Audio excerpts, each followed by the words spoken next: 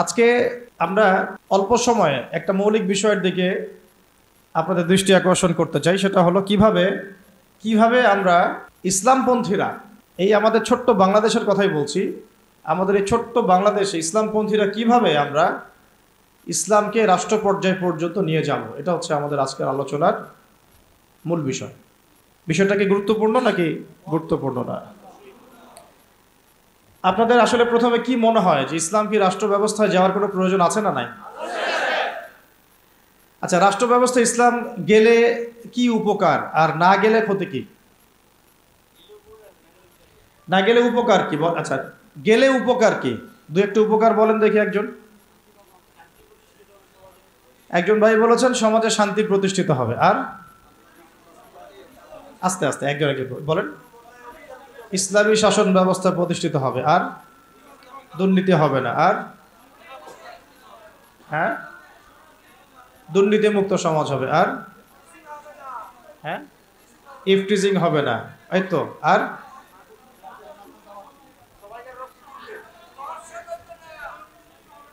কোন কোরআন হাদিসের বাইরে কোনো বিধান থাকবে না। আচ্ছা, সকল ধর্মের অধিকার নিশ্চিত হবে। কত? হ্যাঁ, রাষ্ট্রের উন্নতি হবে, নামাজ কায়েম হবে, মাশাআল্লাহ। আর যাকাত প্রতিষ্ঠিত হবে, ইসলামী সমাজ বিনির্মাণ হবে। আচ্ছা, এখন বলেন দেখি, ইসলামী রাষ্ট্র ব্যবস্থা না থাকলে আমাদের ক্ষতি কি?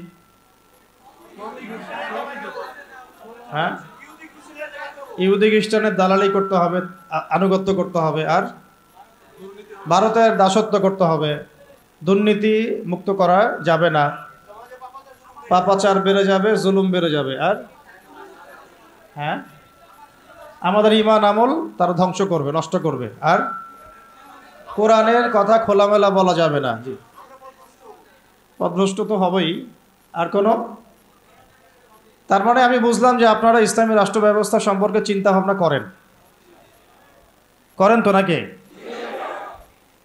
এখন আমাকে একটা উত্তর দেন যে এই যে ফজিলতগুলো আপনি বললেন আর এই যে ক্ষতিগুলো আমরা জানলাম, এগুলো কি বিগত 50 বছরে মানুষ জানে নাই?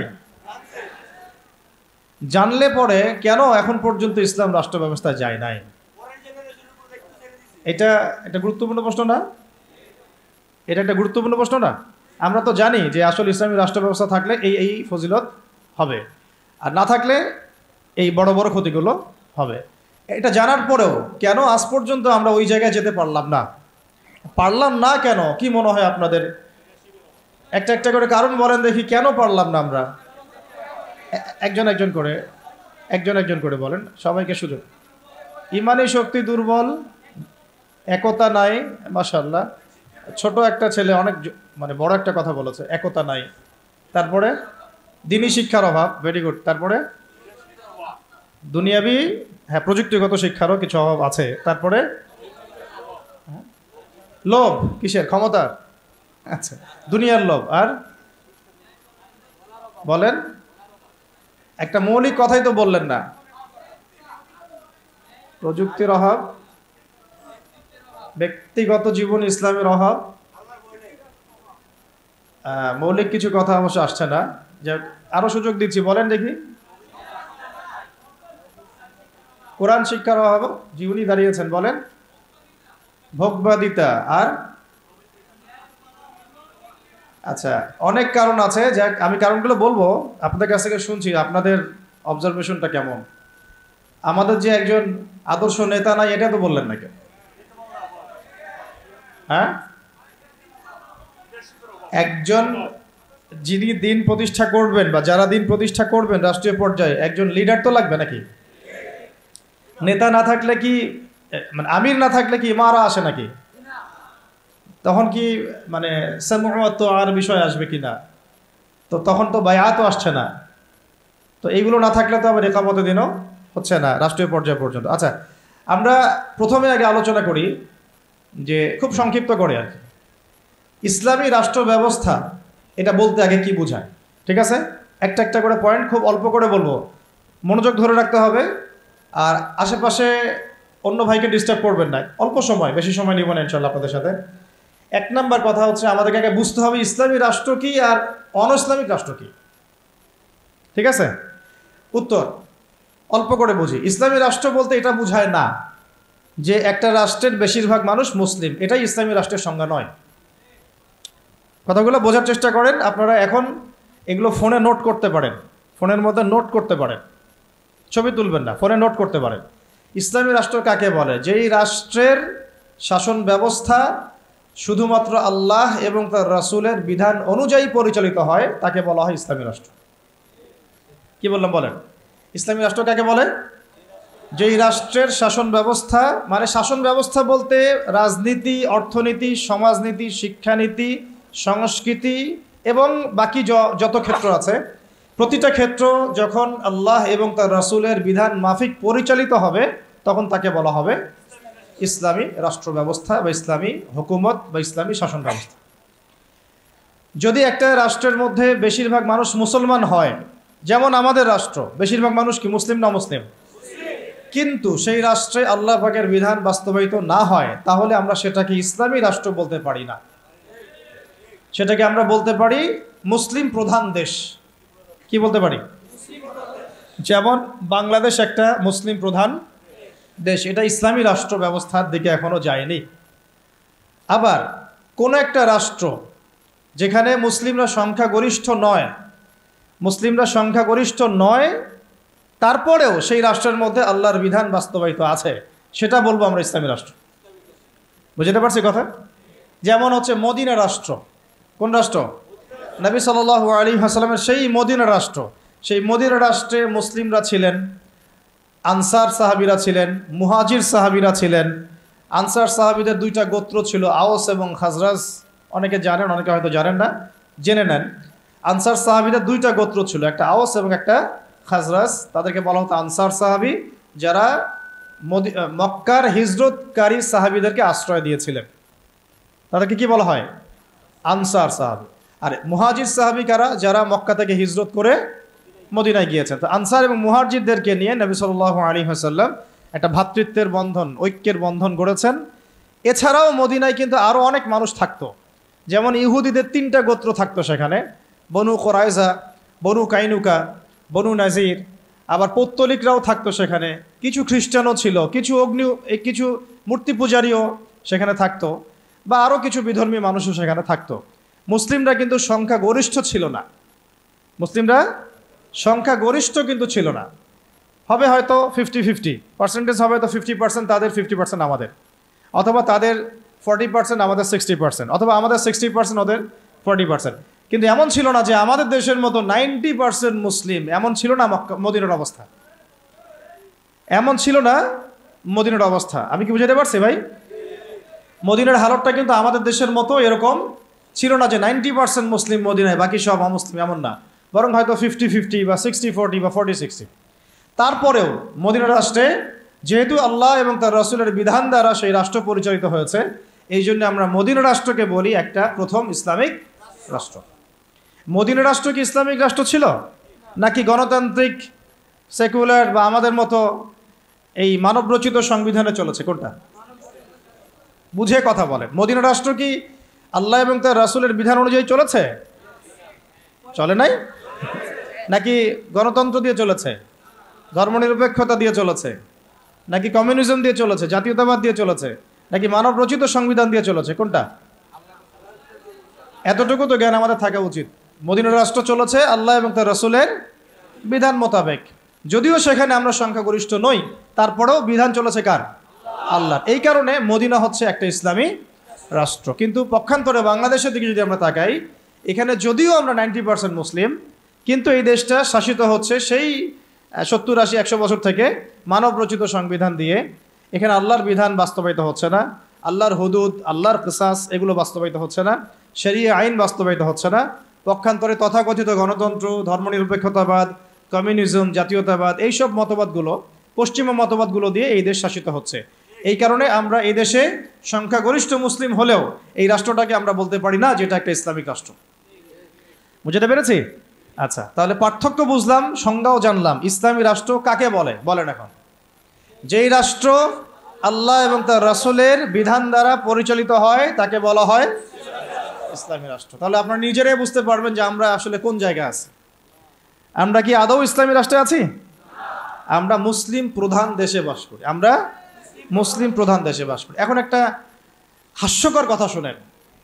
হাস্যকর কথা হচ্ছে, ধরেন যে আমার একটা বাড়ি আছে, তো এই বাড়িতে আপনাদের সবারই তো বাড়ি ঘর আছে, তো যার যার বাড়ি সেখানে তার হুকুম চলে না, নাকি আপনার বাড়ি আমার হুকুম চলে? কোনটা? বাড়ি যার হুকুম তার চলে না? আচ্ছা, এখন ধরেন যে আমরা 10 ভাই একটা এলাকার মধ্যে আছি। এই 10 ভাইয়ের যে মতবাদ বা আদর্শ বা যে মন্তব্য, যেটা মাশওয়ারা রায়, অন্যদের উপরে সেটা প্রাধান্য পাবে না। আমার বাসায় আমি আমার বাসায় 10 ভাই নিয়ে আছি ধরেন, আমরা সবাই 10 ভাই, মায়ের পেটের ভাই বা ইমানি ভাই, আর বাকি আছে কিছু অল্প কিছু মানুষ, 2 জন 3 জন 4 জন, এরা কেউ বিধর্মী, কেউ অন্য মতবাদের। তো এইখানে যখন কোনো রায় নিব বা যখন কোনো ফলাফল প্রতিষ্ঠা করব, তখন আমরা কার রায় নিব? ওই 10 ভাইয়ের রায় নিব নাকি ওই 2-4 জনের রায় নিব?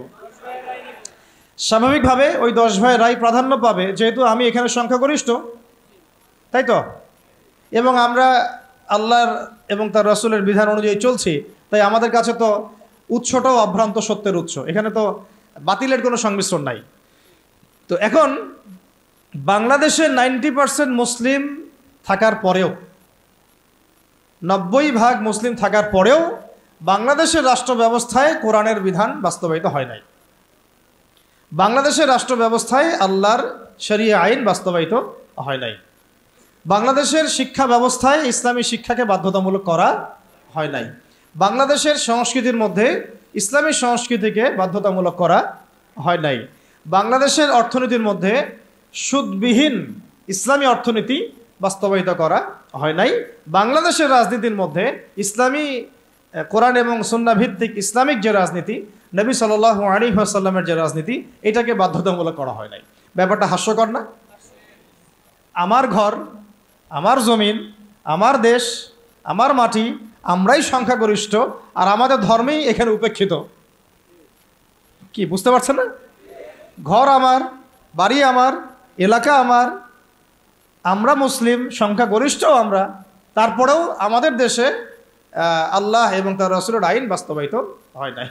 সংবিধানের মধ্যে ইসলাম স্থান পায় নাই। রাষ্ট্রধর্ম ইসলাম হবে কিনা ভোটাভুটি করতে হয়। সংবিধানে বিসমিল্লাহ থাকবে কিনা ভোটাভুটি করতে হয়। সুবহানাল্লাহ, আস্তাগফিরুল্লাহ, লা হাওলা ওয়ালা কুওয়াতা ইল্লা বিল্লাহিল আলিয়্যিল আযীম। তাহলে দেখেন, চিন্তা করেন কত বড় ধোঁকাবাজি, কত বড় প্রতারণা আমাদের সাথে। 90% মুসলিম আমি, তাহলে তো আমার কথা এখানে দাপটের সাথে মানতে হবে নাকি? কথা তো খুব সিম্পল।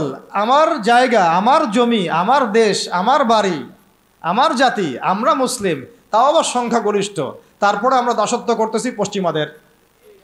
তারপরেও রাজনৈতিক ক্ষেত্রে আমরা দাসত্ব করতেছি পশ্চিমা তথাকথিত গণতন্ত্রের, আব্রাহাম লিঙ্কন যে ধর্মের প্রবক্তা আর কি, তারপরে কমিউনিজমের, তারপরে সেকুলারিজমের, ধর্মনিরপেক্ষতাবাদের, জাতীয়তাবাদের, এইসবের দাসত্ব করতেছি আমরা। আমরা আবার অর্থনৈতিক জীবনে এসে সুদের দাসত্ব করতেছি, নাউযুবিল্লাহ। আমরা আবার শিক্ষাক্ষেত্রে এসে সেকুলার শিক্ষা ব্যবস্থার দাসত্ব করতেছি। সমাজ ব্যবস্থায় এসে যত রকম কুফরি, শিরক এবং জাহালাত, এগুলোর দাসত্ব করতেছি। আমরা আবার ব্যক্তি জীবনে এসে দেখা যাচ্ছে, হ্যাঁ, ব্যক্তি জীবনে এসে কেউ কেউ ধর্ম পালন করছি, তাও সেটা মসজিদের ভিতরে, হয়তো নামাজ, রোজা, হজ, জাকাত, তাসবিহ, তাহলিল, জিকির, আজগার, এইটুকু সীমাবদ্ধ।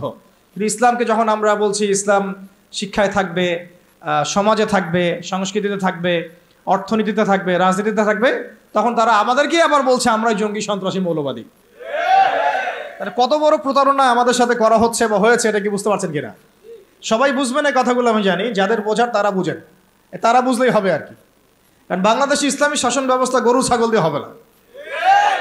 বুঝাতে পারছে কিনা? এটা মানে খুব উঁচু লেভেলের একটা ইবাদত। এই কারণে দেখা যাবে এটা প্রতিষ্ঠিত করার জন্য খুব বুদ্ধিদীপ্ত প্রজন্ম লাগবে আর কি। হ্যাঁ, বুদ্ধিদীপ্ত একটা তরুণ প্রজন্ম লাগবে, এবং ওলামায়ে কেরামের সোহবত, দুটো একসাথে যখন হবে ইনশাল্লাহ হয়ে যাবে ইনশাল্লাহ। তাহলে ইসলামী রাষ্ট্র ব্যবস্থা কাকে বলে এটা বুঝলেন, এবং আমাদের সাথে কি ধোঁকাবাজি হয়েছে এটা বুঝলেন। এখনও দেখেন, এখন যদি আপনারা বলেন যে আমরা সবাই ইসলামী রাষ্ট্র ব্যবস্থা চাই, একটা গণভোটের আয়োজন করা হোক, দেখা যাক কারা কারা ইসলামের পক্ষে ভোট দেয়। ঠিক আছে, দেখবেন যদি 80% মানুষও ভোট দেয় যে হ্যাঁ আমরা ইসলামের পক্ষে আছি, আমরা ইসলামী শাসন ব্যবস্থা চাই, আমরা চাই দেশের মধ্যে আল্লাহর বিধান বাস্তবায়িত হোক, ওই যে 20% মানুষ যারা চায় না, ওদের মতটাই প্রাধান্য পাবে এই সিস্টেমের মধ্যে, তাহলে আমাদের মতকে প্রাধান্য দিবে না। আর যদিও কেউ দিতে চায়, তখন দেখা যাবে ভারত, ইসরায়েল, আমেরিকা, পশ্চিমা শক্তি এগুলো আমাদের উপর আক্রমণ করে বসবে। তো এই যে একটা ধোঁকাবাজি, এই যে একটা প্রতারণা আমাদের সামনে চলছে, এইখান থেকে জাতিকে বের করতে হবে। কথা হবে একটাই, যে জমিন আল্লাহর, বিধান চলবে। এই জমিন কার? এই জমিন আল্লাহর। আমি আল্লাহর বান্দা, আমি আল্লাহর দিন পালন করি, আমি আল্লাহর রাসূল মুহাম্মদ সাল্লাল্লাহু আলাইহি ওয়াসাল্লামকে অনুসরণ করি। এই জমিনে মুসলিমদের মধ্যে শরিয়া চলবে, বিধান চলবে কার? আল্লাহর। সোজা কথা। আর যাদের এটাতে অ্যালার্জি হয় তারা কোথায়? জাহান্নামে গিয়ে মরে মরক। এইটা নিয়ে আমাদের কোনো আফসোস নাই, আপত্তি নেই। হ্যাঁ, তারা যদি ভালোই ভালোই মেনে নেয় তো আলহামদুলিল্লাহ, না মানলে আমরা দাওয়াতের কাজ তো করতে থাকবোই। আর যদি তারা আমাদের উপর জুলুম করতে আসে, আমরাও প্রতিবাদের ভাষা বেছে নেব ইনশাআল্লাহ। কারণ বিপ্লব বা অভ্যুত্থান কখনো কনফ্লিক্ট ছাড়া হয় না। এর প্রমাণটা আমাদের ছাত্র ভাইরাই দেখাই দিয়েছে। একটা আদর্শকে যদি আপনি রাষ্ট্র পর্যায় পর্যন্ত নিতে চান, সবসময় শুধু দাওয়াতের মেহনত দিয়ে যথেষ্ট হবে না, অনেক সময় প্রতিবাদের ভাষারও প্রয়োজন আছে। এবং প্রতিবাদের ভাষায় কথা বললে যে কাজ হয়, এইটা তো জুলাই মাসে এর প্রমাণ বহন করছে না? এখন যারা জুলুম করেছে ছাত্র ভাইদের উপরে, এবং ছাত্র ভাইরা যখন এটাকে প্রতিবাদ করেছে, তার একটা দাবি নিয়ে যখন, এক দফা দাবি নিয়ে যখন রাস্তায় নেমেছে, তখন আমরা কি ছাত্র ভাইদেরকে বলেছিলাম যে ছাত্র ভাইরা জঙ্গি? বুকে হাত দিয়ে বলেন তো, কেউ কি বলেছে এই ছাত্র ভাইরা সন্ত্রাসী, এই ছাত্র ভাইরা উগ্র? বলেছে কেউ? কেউ যদি বলে থাকেও, এই কথাটা কি সঠিক হবে না ভুল? এই কথাটা কি ইনসাফ হবে না জুলুম? বরং এই ছাত্র ভাইরা ছিল মাজলুম, তাদেরকে নির্বিচারে গুলি করে হত্যা করা হয়েছে। এর পরবর্তীতে তারা এই পদক্ষেপ নিয়ে রাস্তায় নেমেছে। প্রথমে তো তারা নামে নাই, নেমেছিল না।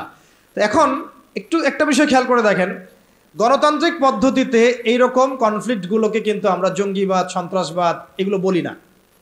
বলি? এই গণতান্ত্রিক পদ্ধতিতে এই ধরনের কনফ্লিক্টগুলোকে, এই যে কনফ্লিক্ট বুঝেন কি না? কনফ্লিক্ট মানে এই যে সংঘর্ষগুলা, এইগুলোকে কিন্তু আমরা জঙ্গিবাদ, সন্ত্রাসবাদ, মৌলবাদ বলছি না। কিন্তু এই ছাত্র ভাইদের জায়গায় যদি রাস্তায় আমি, আপনি, ওলামায়ে কেরাম থাকতাম, তাহলে আমাদেরকে তারা বলতো এরা মৌলবাদী, জঙ্গি এবং সন্ত্রাসী। ধোঁকাবাজি বুঝতে পারছেন? ঠিক এই ঘটনাটাই ঘটেছিল শাপলা চত্বরে। এরকমই ঘটনা। ওই সময় তো ছাত্র ভাইরা আমাদের সাথে ভেবে ছিলেন না, ছিল শুধু ওলামায়ে কেরাম এবং তুল্লাব যারা, তারা ছিলেন। কথা হচ্ছে তখন কিন্তু আমাদেরকে জাতির সামনে এবং পুরো বিশ্ব মিডিয়া উপস্থাপন করা হলো যে এরা উগ্র, এরা জঙ্গিবাদী, এরা সন্ত্রাসী, তাই না? বহুজনের ঘাড়ে 10টা 20টা করে মামলা ঝুলা দেওয়া হলো, কত ভাইকে শাপলা চত্বরে নির্মমভাবে গুলি করে হত্যা করা হলো। তো এই যে বিষয়গুলো, ইসলামকে কিভাবে তারা সমাজ থেকে সংকীর্ণ করে, এটা আপনাদেরকে বুঝতে হবে। যখন ইসলামের প্রশ্ন আসে, তখন তারা আমাদের উপর এমন জুলুমের স্টিম রোলার চালায় যেটা আবু জেহেলও করে নাই। কিন্তু গণতান্ত্রিক পদ্ধতিতে যখন তারা কোনো কনফ্লিক্টে যায়, তখন তারা কিন্তু এটাকে জঙ্গিবাদ, সন্ত্রাসবাদ বলছে না। বরং আমরা বলছি ছাত্র ভাইরা সাহসিকতার পরিচয় দিয়েছেন এবং তারা ছিলেন এখানে সবচেয়ে হকপন্থী। তারা হকপন্থী ছিলেন না বিপরীত পক্ষ হকপন্থী ছিল? তো এখন হকের তো বিজয় হলো, এটাও তো দেখলাম। আর বিজয়ের সময় কি তারা শুধু দাওয়াত দিয়েছে? যখন তাদেরকে মেরেছে, তারা কি বলেছে ভাই আর মারিয়েন না, আল্লাহর রাস্তায় আর মারিয়েন না? নাকি তারাও দু একটা লাঠিসোঁটা নিয়ে প্রতিবাদ করেছে? কোনটা? আর এই প্রতিবাদটাই যদি আবু আদনান করতে যাইতো তাহলে সমস্যা ছিল। এই প্রতিবাদটাই যদি আমাদের ওলামায়ে কেরাম করতেন তাহলে সমস্যা ছিল। এই প্রতিবাদগুলো যদি আমরা বেশি না, ওই যে কুরবানির জবাই করা ছুরিগুলো নিয়ে বের হইতাম, তাহলে অবস্থা খারাপ ছিল। অস্ত্র শস্ত্র তো না, এগুলি কি অস্ত্র? সবার বাসায় আছে না কুরবানির গরু জবাই করা ছুরি? তারা বের হয়েছে কি নিয়ে? সাউন্ড গ্রেনেড নিয়ে, মেশিন গান নিয়ে, AK-47 নিয়ে শুয়ে শুয়ে গুলি করতেছে আর বলতেছে যে 5টারে মারলাম, 10টারে মারলাম। ভিডিওগুলো দেখেন নাই? তো এর বিপরীতে ছাত্র ভাইরা কি নিয়ে বেরোছে? লাঠি সোটা, ইটপাট কেলেই তো। এই তো এমনকি ওই যে আপার অনুসারী যারা ছিল, তারা যে অস্ত্রশস্ত্রগুলো নিয়ে শোডাউন করেছিল আর কি, সেগুলোও কি ছাত্র ভাইদের কাছে ছিল কি? ছিল না। এমনকি মেয়েদেরকেও মার খেতে হয়েছে, তাই না? কথা হচ্ছে এর এর যদি 10% ওলামায়ে কেরাম কেউ করতো, তাহলে সারা দুনিয়া জুড়ে একটা ইস্যু তৈরি করা হতো যে বাংলাদেশ একটা মৌলবাদী রাষ্ট্র হয়ে গেছে। আপনাদেরকে বিশ্বের এই দাজ্জালীয় সভ্যতার এই ষড়যন্ত্রগুলো বুঝতে হবে, দাজ্জালীয় সভ্যতার বৈশ্বিক এই ষড়যন্ত্রগুলোকে বুঝতে হবে। এই সমস্যাটা শুধু আমাদের আঞ্চলিক সমস্যা না, এটা একটা বৈশ্বিক সমস্যা। যখনই মুসলিমদের উপর জুলুম হয়, মুসলিমরা যদি মার খায়, মার খাওয়া অবস্থাতেও তাদেরকে বলা হয় সন্ত্রাসী জঙ্গি। আর যদি তারা প্রতিবাদের ভাষা বেছে নেয়, তাহলে তো সারা বিশ্ব মিডিয়া ফলাও করে প্রচার করে যে এই মুসলিমরা জঙ্গি, সন্ত্রাসী, এরা উগ্রবাদী, এরা রাষ্ট্রে অস্থিতিশীলতা সৃষ্টি করতে চায়, এদেরকে রাষ্ট্র থেকে হটাও, এদেরকে গুম করো, এদেরকে খুন করো, এদেরকে ক্রসফায়ারে দিয়ে দাও। এইভাবেই জুলুম করা হয়েছে আমাদের সাথে বিগত প্রায় 50 বছর থেকে। তাই নামকা ওয়াস্তে শুধু মুসলিম রাষ্ট্র না, আমরা চাই একটা পরিপূর্ণ ইসলামী রাষ্ট্র। যতদিন পর্যন্ত পরিপূর্ণ ইসলামী রাষ্ট্র এবং শাসন ব্যবস্থা কায়েম না হচ্ছে, ততক্ষণ উলামায়ে কেরামদের দুর্দশাও দূর হবে না, আমাদের দুর্দশাও দূর হবে না, আল্লাহি দূর হবে না। বরং ওরা মসজিদ মাদ্রাসাগুলো পর্যন্ত নিয়ন্ত্রণ করতে থাকবে। নিয়ন্ত্রণ করে নাই তার আগে? এমনকি জুমার খুতবায় চিঠি পাঠায় দেওয়া হতো যে এই যে এই বিষয়ে আলোচনা করবেন, বাকি ডানে বামে যেন কথা না যায়। প্রত্যেকটা মসজিদে ডিজিএফআই বসে থাকতো, এনএসআই বসে থাকতো, ডিবির লোকজন বসে থাকতো। হয়তো এখনও থাকে, কিন্তু অত সাহসিকতার সাথে হয়তো বের হতে পারে না, কিন্তু আছে ঠিকই। কথা হচ্ছে যে তখন তো প্রত্যেকটা রেকর্ড চলে যেত জায়গা মতো, কোন জায়গায় কি আলোচনা হচ্ছে, কোন মাহফিলে কি আলোচনা হচ্ছে। এই জন্য আপনাদেরকে আমি বলতাম, এখনও বলি যে মোবাইল ফোনের এই যে মানুষকে প্রচার করার, জানান দেওয়ার যে একটা অপসংস্কৃতি, এখান থেকে বের হন। কিছু কাজ গোপনে করতে শিখেন। তারা গোপনে গোপনে এইভাবে দায়ীদের, আলেমদের নাম লিস্ট করে গোপনে গোপনে উঠায় ফেলতো। করার সময় তারা কি বলতো লাইভে এসে অমুককে আজকে গুম করবো? বলতো কখনো? তাহলে আমরা তো দেখা যায় এমন একটা অবস্থা, কোথাও ওয়াজ করতে গেলে আজকে ওয়াজ করে আসলাম 1.5 ঘন্টা, আল্লাহ যেন কাজে বরকত দান করেন। জানাইতেই হবে মানুষকে, আমার না জানানোর পর্যন্ত আমার ইবাদত মনে কবুল হচ্ছে না। এই যে একটা সাইকোলজিক্যাল ডিসঅর্ডার, আমি বলি এটা সাইকোলজিক্যাল ডিসঅর্ডার। মানে আমাদেরকে আরও অনেক স্মার্ট হইতে হবে। এত সহজ না রাষ্ট্র পর্যায় পর্যন্ত ইসলামকে নিয়ে যাওয়া। আমাদের ভিতরে ভিতরে কাজ করতে হবে, গোপনে গোপনে কাজ করতে হবে। নবী সাল্লাল্লাহু আলাইহি ওয়াসাল্লাম প্রথম 3 বছর গোপনে দাওয়াত দিয়েছেন। কত বছর? 3 বছর টানা। কিছু কাজ গোপনে করতে হয়, কিছু কাজ গোপনে করতে হয়। তাহাজ্জুদের কিছু দোয়া গোপনে করতে হয়। ওই গোপন দোয়াতে ওমর রাদিয়াল্লাহু আনহুর মতো মানুষ ইসলাম কবুল করে। ভালো করে বুঝবেন, সব কিছু প্রচার করতে হয় না। হ্যাঁ, প্রচার আমি করব, যেটা প্রচার করার প্রয়োজন, যেটা প্রচার করা দরকার, যেটা প্রচার করলে কাফেরের গায়ে জ্বালা ধরবে, সেগুলো আমরা প্রচার করবো। কিন্তু সব কিছু সব জায়গায় প্রচার করতে হয় না, এটা আমাদেরকে বুঝতে হবে। এখন যারা বাংলাদেশকে শাসন করছে এখনও, তারা কি সব পলিসিগুলো সবার সামনে উন্মুক্ত করছে?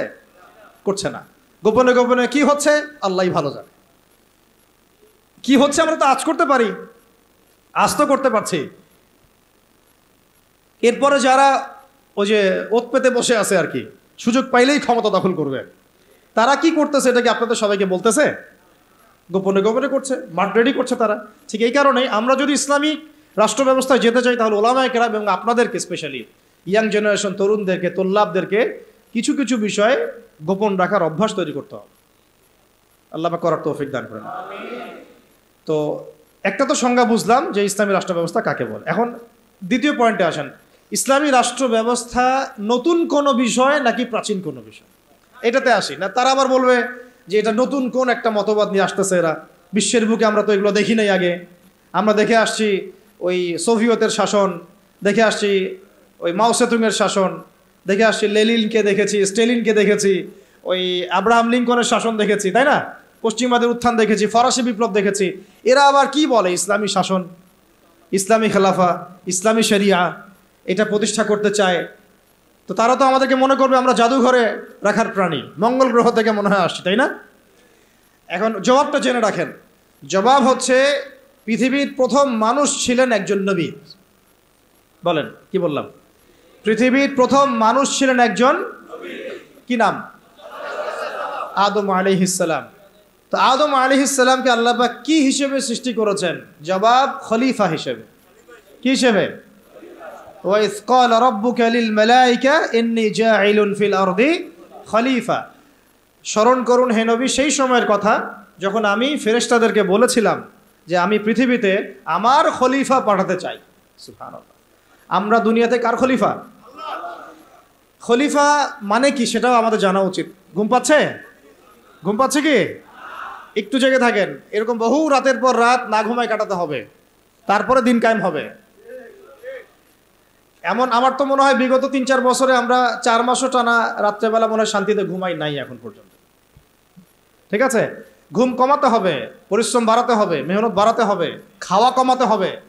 এরকম ভুঁড়ি বাড়ানো যাবে না, শরীর চর্চা করতে হবে, কসরত করতে হবে।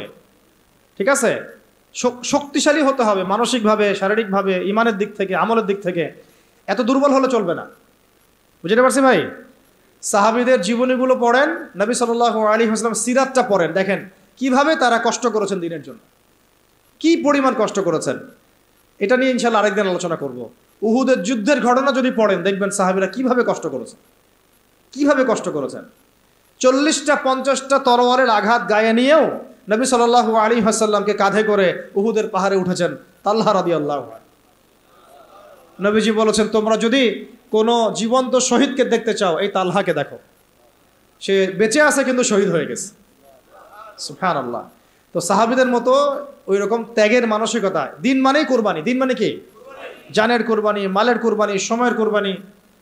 হ্যাঁ, একদিন 1 ঘন্টা 2 ঘন্টা বসে থাকলে মানুষের মনে হয় যে বাপরে বাপ কি করে ফেললাম। আমরা এমনও গিয়েছে যে একজন ওস্তাদের সাথে সাক্ষাৎ করার জন্য সারাদিন বসে আছে, ওস্তাদ ব্যস্ত, বের হতে পারছেন না রুম থেকে, একজনের পর একজন, একজনের পর একজন আসছেন। অনেকে তো এমন হয়েছে, আপনার এসো আরবি শিখি কিতাব পড়েছেন না আবু তাহের মেজবা সাহেবের? অনেকে তার সাথে দেখা করতে যায়, সিরিয়াল না পেয়ে বাসা চলে আসে।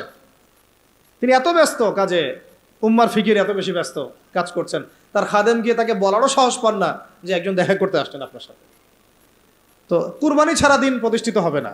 যাই হোক, যুবক ভাইদেরকে বলছি স্পেশালি শক্তিশালী হইতে হবে, সব দিক থেকে শক্তিশালী হইতে হবে। আল্লাহ পাক তৌফিক দান করেন।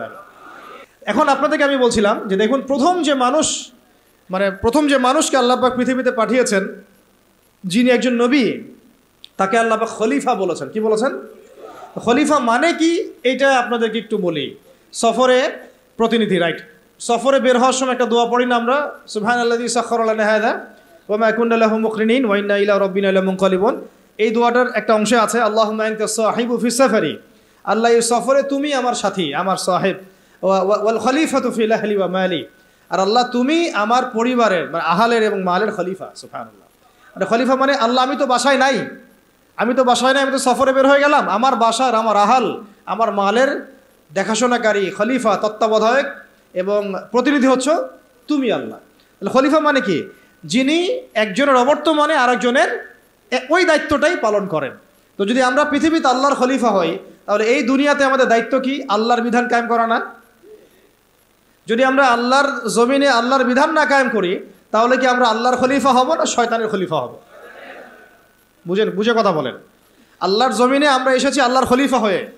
এই পৃথিবীতে আমরা ছিলাম না, ছিলাম জান্নাতে। কোথায়? সেখান থেকে আমাদের বাবা আদম আলাইহিস সালাম, আমাদের মা হাওয়া আলাইহিস সালামকে পাঠিয়ে দেওয়া হলো। কি কারণে পাঠানো হয়েছে এটা তো অন্য আলোচনা, আপনারা তো জানেনই। সাথে ইবলিসকেও পাঠানো হয়েছে। কাকে? ইবলিসকে। এই কনফ্লিক্ট চলছে, কিয়ামত পর্যন্ত চলবে। আর মানুষের হায়াত অল্প, ইবলিসের হায়াত আবার কিয়ামত পর্যন্ত, তাই না? তো এখন তার মিশন হচ্ছে মানুষকে সে জাহান্নামে নিয়ে যাবে। আর আদম আলাইহিস সালাম, হাওয়া আলাইহিস সালাম যখন পৃথিবীতে এসেছেন, তখন থেকে নিয়ে এই জমিনে আল্লাহ পাকের খলিফা কারা ছিলেন? আমাদের পিতা, আমাদের মাতা নন? তারপরে তার সন্তান, তার সন্ততি নন? এখন যদি আমরা আল্লাহর জমিনে এসে আল্লাহর বিধান বাস্তবায়ন না করি, তাহলে কি আমরা আল্লাহর খলিফা হতে পারবো না শয়তানের খলিফা হব? কেউ যদি আল্লাহর জমিনে আল্লাহর নাজ নেয়ামত ভোগ করে শয়তানের দাসত্ব করে, শয়তানের বিধান বাস্তবায়ন করে, সে কি আদৌ আল্লাহর খলিফা না শয়তানের খলিফা? এখন আপনারা আমাকে বলেন, এই পুরো বিশ্ব সিস্টেমে যারা আল্লাহর আকাশের নিচে আল্লাহর বাতাস নিয়ে আল্লাহর রিজিক ভোগ করে, আল্লাহর দেওয়া হায়াত ভোগ করে, হ্যাঁ, আল্লাহর দেওয়া নাজ নেয়ামত ভোগ করে, আল্লাহরই জমিনে আল্লাহর বিধান বাদ দিয়ে শয়তানের, তাগুতের, কাফেরের বিধান বাস্তবায়ন করছে, তারা কি আদৌ আল্লাহর খলিফা? তারা কি আদৌ আল্লাহর খলিফা? আর তাদের ওই সিস্টেমটা কি আদৌ খিলাফা সিস্টেম? হ্যাঁ, যেহেতু তারা খলিফা নন, তাহলে তাদের সিস্টেমও তো খিলাফা সিস্টেম হওয়ার প্রশ্নই ওঠে না। বরং ওই সিস্টেমের নাম আল্লাহ পাক বলেছেন তাগুত। কি নাম? তাগুতি সিস্টেম। কি সিস্টেম? তাগুতি সিস্টেম। তাগুতি সিস্টেম মানে যারা শয়তানের দাসত্ব করে, প্রবৃত্তির দাসত্ব করে, মন গড়া বিধান রচনা করে, এগুলোকে বলা হয় তাগুত। কি বলা হয়? আর এই তাগুতকে আল্লাহ পাক কুফরি করতে বলেছেন। তাগুতের সাথে আমাদেরকে আল্লাহ মুমিনদেরকে বলেছেন তোমরা তাগুতের সাথে কুফরি করো এবং আল্লাহর প্রতি ঈমান নিয়ে আসো। তাগুতের সাথে কুফরি না করে কেউ আল্লাহর প্রতি ঈমান আনতে পারবে না। ফামান ইয়াকফুরু বিত-তাগুত ওয়া ইউমিন বিল্লাহ ফাকাদ ইসতামসাকা বিল উরওয়াতিল উসকা, সূরা বাকারার 256 নম্বর আয়াতটা পড়ে দেখেন। আল্লাহ পাক বলেছেন তোমরা যারা তাগুতের সাথে কুফরি করে এবং আল্লাহর প্রতি ঈমান নিয়ে আসে তারা একটা শক্ত হাতল ধরেছে যেটা কখনো ছিন্ন হওয়ার নয়। সুবহানাল্লাহ। তাহলে আমাদের কাজ তাগুতের সাথে কুফরি করা। কুফরি মানে কি? অস্বীকার করা। আমরা কি শয়তানকে স্বীকার করব না অস্বীকার করব? তাগুত এক প্রকার শয়তান, আমরা কি তাকে স্বীকার করব না অস্বীকার করব? তাহলে আল্লাহর জমিনে যারা আল্লাহর বিধান বাস্তবায়ন করছে না তারা কি আল্লাহর খলিফা না তাগুত? তাহলে এই তাগুতের দাসত্ব করলে আমি গুনাহগার হব না? আমি যদি তাগুতের বাধ্য হয়ে তারা আমার উপর জুলুম করছে এটা একটা সুরত, আর আমি তাকে নসিহতও করছি না, পরিবর্তনের কোনো চেষ্টাও করছি না, কোনো মেহনতও করছি না, তাহলে কি আমি আল্লাহর কাছে দায়মুক্ত হতে পারবো? বুঝতে পারছি কথা? একটা সুরত তো হচ্ছে কাফের তাগুত অনেক শক্তিশালী, আমাদের উপরে জুলুম করছে, নির্যাতন করছে, ওই মাক্কি যুগের মতো, নবী সাল্লাল্লাহু আলাইহি ওয়াসাল্লাম যখন মক্কায় ছিলেন তখনকার যুগের মতো, সেটা একটা সুরত। তখনও তারপরেও দাওয়াত চলেছে, তাবলিগ চলেছে, হক স্পষ্ট করা হয়েছে, ইজহার করা হয়েছে, মার আসলে সবর করা হয়েছে। এটা তো একটা চেষ্টা ছিল, বিপ্লব ছিল সমাজটাকে পার্থক্য করে দেওয়ার। এখন আমরা যদি সেটাও না করি আর ওই তাগুতকে পরিবর্তনের চেষ্টাও না করি তাহলে কি আমরা আল্লাহর কাছে কালকে আমাদের মাঠে পার পেয়ে যাবো কি? ওজোর কোনো থাকবে? তাই আমাদের অবশ্যই উচিত ইসলামী রাজনীতিতে অংশগ্রহণ করা। সেটা কোন সুরতে হবে সেটা আলাদা আলোচনা, সেটা কিভাবে হবে সেটা আলাদা আলোচনা, কিন্তু পলিটিক্যাল ভিউ এবং ভিশন থাকতে হবে। যেইভাবে আমরা মসজিদ, মাদ্রাসা, মক্তব এই বিষয়গুলো পরিচালনা করি, যেইভাবে আমরা নামাজের ইমামতি করি, যেইভাবে আমরা ওয়াজ মাহফিলের প্যান্ডেলে বসি, যেভাবে আমরা লেকচার দেই, যেভাবে আমরা মানুষকে নসিহত করি, এইভাবে আমাদেরকে অর্থনীতি, শিক্ষা, সংস্কৃতি এবং রাজনীতির দায়িত্ব নিতে হবে। নিতে হবে কি না? নিতে হবে। এবং এই দায়িত্ব নেওয়ার সবচেয়ে যোগ্য মানুষ তারাই যারা ওলামায়ে কেরাম। এই দায়িত্ব নেওয়ার সবচেয়ে যোগ্য মানুষ কারা? ধরেন এখানে 10 জন, এটা আরেকটা আফসোসের কথা ভাই, এই অংশটা বুঝতে হবে। এখানে ধরেন 10 জন ভাই বসে আছেন, কেউ আলেম নন, জেনারেল লাইনের ছাত্র, তালেবে ইলম নন, আমরা তালেবে ইলম বলতে যা বুঝাই সেটাও নন। আর 2 জন ভাই আছেন আমাদের এখানে আলেম, মাশাআল্লাহ। নামাজের আজান দেওয়া হলো, একামত এবং ইমামতি হবে। তো একামত, আজান এবং ইমামতি এই 3টা কাজ কি আমি ওই 10 জন ব্যক্তিকে দিব না ওই 3 জন ব্যক্তিকে দিব? 3 জনের একজন হয়তো আজান দিবেন, একজন হয়তো ইকামত দিবেন, বা যিনি আজান দিবেন তিনি ইকামত দিবেন, আর একজন ইমামতি করবেন, তাই না? তাহলে আমি মসজিদের মধ্যে ইমামতির দায়িত্ব কেন জেনারেল ভাইকে দিলাম না? কেন ওই ভাইকে দিলাম না? কারণ আমি জানি তার তেলাওয়াতে ভুল হতে পারে, তার কেরাতে ভুল হতে পারে, কেরাতে এমন ভুল হতে পারে যে অর্থ পার্থক্য হয়ে যাচ্ছে, অর্থ বিকৃত হয়ে যাচ্ছে, হতে পারে। তো স্বাভাবিক, এটাই হবে হয়তোবা, ইল্লা মাশাআল্লাহ।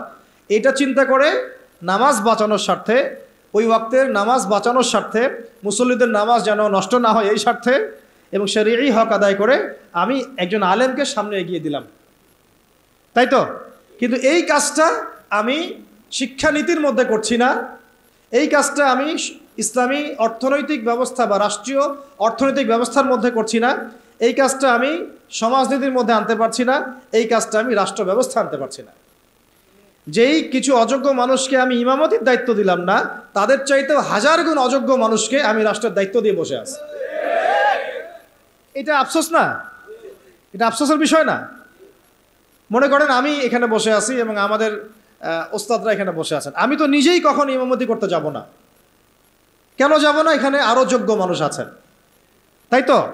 তাহলে আমাদের মধ্যেই যদি এভাবে আমরা এড়িয়ে যাই, আমরা যোগ্য মানুষকে সামনে ঠেলে দেই, কিন্তু রাষ্ট্র চালানো একটা বিশাল কাজ, যার মধ্য দিয়ে 16 কোটি মানুষের ভাগ্য নির্ধারিত হচ্ছে। মানে ভাগ্য বলতে বোঝাচ্ছি ভালো মন্দ, জুলুম, ইনসাফ, এই বিষয়গুলো নির্ধারিত হচ্ছে না রাষ্ট্র ব্যবস্থার মধ্য দিয়ে। তো এই দায়িত্বটা আমি আবার কিছু অযোগ্য মানুষের হাতে দিয়ে নিশ্চিন্তে বাসায় গিয়ে ঘুমাচ্ছি। এটা তো আমাদের একটা অদূরদর্শিতা না? এই জন্য আমাদের সবাইকে একটা পলিটিক্যাল ভিশন এখন রাখতে হবে। আগে যা হয়েছে, যখন যেটা বুঝি নাই, এখন মসজিদ, মাদ্রাসা, মক্তব যেভাবে আমরা চালাই সাফল্যের সাথে, সেইভাবে আমরা সমাজ চালাবো ইনশাআল্লাহ, সেইভাবে আমরা ইনশাআল্লাহ অর্থনীতিও চালাবো ইনশাআল্লাহ, আজ হোক আর কাল হোক রাষ্ট্র চালাবো ইনশাআল্লাহ। এবং আমরা আমাদের তরুণ ভাইদেরকে সাথে নিব, প্রতিভাবান ভাইদেরকে সাথে নিব, তুল্লাবদেরকে সাথে নিব, যারা সাহসী তাদেরকে সাথে নিব। আমাদের মধ্যে যারা অমুসলিম কিন্তু আবু তালেবের মতো আমাদের কাছে ওই ভূমিকা রাখবে, প্রয়োজনে সেই মানুষদেরকে আমরা স্পেস দিব ইনশাআল্লাহ। আবু তালেব আমাদেরকে সাহায্য করেন নাই মক্কায়? করেছেন কি না? তো যদি অমুসলিমও হয় কিন্তু আবু তালেবের মতো হয়, কোনো সমস্যা নাই। কিন্তু অমুসলিম হয়ে যদি আবু জেহেলের মতো হয়, সমস্যা আছে। কথা বুঝতে পারছি? তাহলে ইসলামী রাষ্ট্র ব্যবস্থা নতুন কোনো কনসেপ্ট নয়, বরং এটা একটা প্রাচীন কনসেপ্ট। সভ্যতা শুরুই হয়েছে একজন খলিফা দ্বারা, সুবহানাল্লাহ। আর এই মানব সভ্যতার শেষও হবে একজন ইমামুন আদিল খলিফার হাতে। তিনি কে? ইমামুল মাহদি এবং ঈসা আলাইহিস সালাম। তাহলে সভ্যতা শুরু হলো ইসলাম দিয়ে, সভ্যতা শুরু হলো খিলাফা দিয়ে, সভ্যতা শুরু হলো শরিয়া আইন দিয়ে, আর শেষও হচ্ছে একজন ইমামের হাতে, একজন নবীর হাতে এবং ইসলামী খেলাফতের হাতে। তাই না? আপনারা তো জানেনই, এটা তো আমি নতুন করে আর বলার দরকার নাই যে শেষ জামানা ঈসা আলাইহিস সালাম আসবেন। জানেন না এগুলা? তিনি 40 বছর বিশ্ব শাসন করবেন। তিনি কি বিশ্ব শাসন করতে গিয়ে জাতিসংঘের কাছে গিয়ে বলবেন আমাকে ফিলিস্তিনের রাষ্ট্র ব্যবস্থার অনুমোদন দেন, ছাড়পত্র দেন? ওই জাতিসংঘ যদি তাকে বাধা দিতে আসে, পুরো জাতিসংঘের সাথে উনি জিহাদ ঘোষণা করবেন। তিনি কি IMF এর কাছে গিয়ে বলবেন আমাকে ডলার দেন, লোন দেন? আপনাদের কি মনে হয়? তো এই বিষয়গুলো সামনে আসছে। বিশ্ব ব্যবস্থার গন্তব্য হচ্ছে ইসলামী খেলাফা। এই বিশ্বের গন্তব্য কি? আস্তে আস্তে আবারও ইসলামী খেলাফার দিকে আসবে। নবুয়তের আদলে খেলাফা আসবে, আবার নবুয়তের আদলে খেলাফা আসবে ইনশাআল্লাহ। এখন আমরা জানলাম যে খেলাফা দিয়েই শুরু হয়েছে, খিলাফা দিয়েই শেষ হবে। তাহলে ভাই আমরা মাঝখানে কি করতেছি? আমরা মাঝখানে আসলে কি করতেছে? তাহলে আমাদের এই পলিটিশিয়ানদেরকে কে বুঝাবে বলেন? কার এই ক্ষমতা আছে তাদেরকে বুঝায়? কিছু বিষয় আছে, কিছু মানুষ বুঝতে চায়, কিছু মানুষ বুঝতে চায়, আর কিছু মানুষ তো বোঝার কোশিশও করে না। কিছু আছে অবুঝ, যাদেরকে বুঝানো যায়, আর কিছু না বুঝ, যতই বুঝান বুঝবে না। এটা কি বলা হয়? এটা কি বলা হয় না বুঝ? কখনোই বুঝবে না। সুম্মুন বুকমুন উমিয়ুন ফাহুম লা ইয়ারজিউন, এরকম আর কি। এর কথা হচ্ছে দাওয়াত তো দিতে হবে আমাদেরকে, বুঝুক আর না বুঝুক আমরা কি করব? দাওয়াত দিব। নবী সাল্লাল্লাহু আলাইহি ওয়াসাল্লাম আবু জেহেল, আবু লাহাবদেরকে দাওয়াত দিয়েছেন না? উতবা সাইবাদেরকে দাওয়াত দিয়েছেন না? তারা কেউ মেনেছে, কেউ মানে নাই। ওমর রাদিয়াল্লাহু আনহু দাওয়াত কবুল করেছেন, হামজা রাদিয়াল্লাহু আনহু দাওয়াত কবুল করেছেন, খালিদ বিন ওয়ালিদ দাওয়াত কবুল করেছেন। কিন্তু দেখা গেছে আবু জেহেল, আবু লাহাব, উতবা সাইবা, আশনাক বিন শারিকেরা দাওয়াত কবুল করে নাই। কিন্তু আমাদের দাওয়াতটা সব মহলেই প্রচার করতে হবে। আল্লাহ পাক আমাদেরকে বোঝার তৌফিক দান করেন। শুধু পলিটিশিয়ান না, বরং প্রশাসনে যারা আছি আমরা, প্রশাসনে যারা আছেন, গোয়েন্দা সংস্থা যারা আছে, যারা আপনার বুদ্ধিজীবী বলে দাবি করেন নিজেদেরকে, যারা শিক্ষক আছেন, যারা গার্মেন্টস সেক্টরে আছেন, ছাত্র ভাইরা, আওয়ামরা, নারীরা, সবার মধ্যেই দাওয়াতটা দিতে হবে। শুধুমাত্র আমাদের দাড়ি টুপিওয়ালা মানুষদের মধ্যেই দাওয়াতটাকে সীমাবদ্ধ রাখলে কিন্তু চলবে না। তারাও সমাজের একটা বড় অংশ, তাদেরকে বাদ দিয়ে কিন্তু আমরা কাজ করতে পারছি না। আল্লাহ পাক আমাদের সব মহলে দাওয়াতের কাজ করার তৌফিক দান করে। ধরেন আমাদের সামরিক কোনো প্রশিক্ষণ নাই, আছে?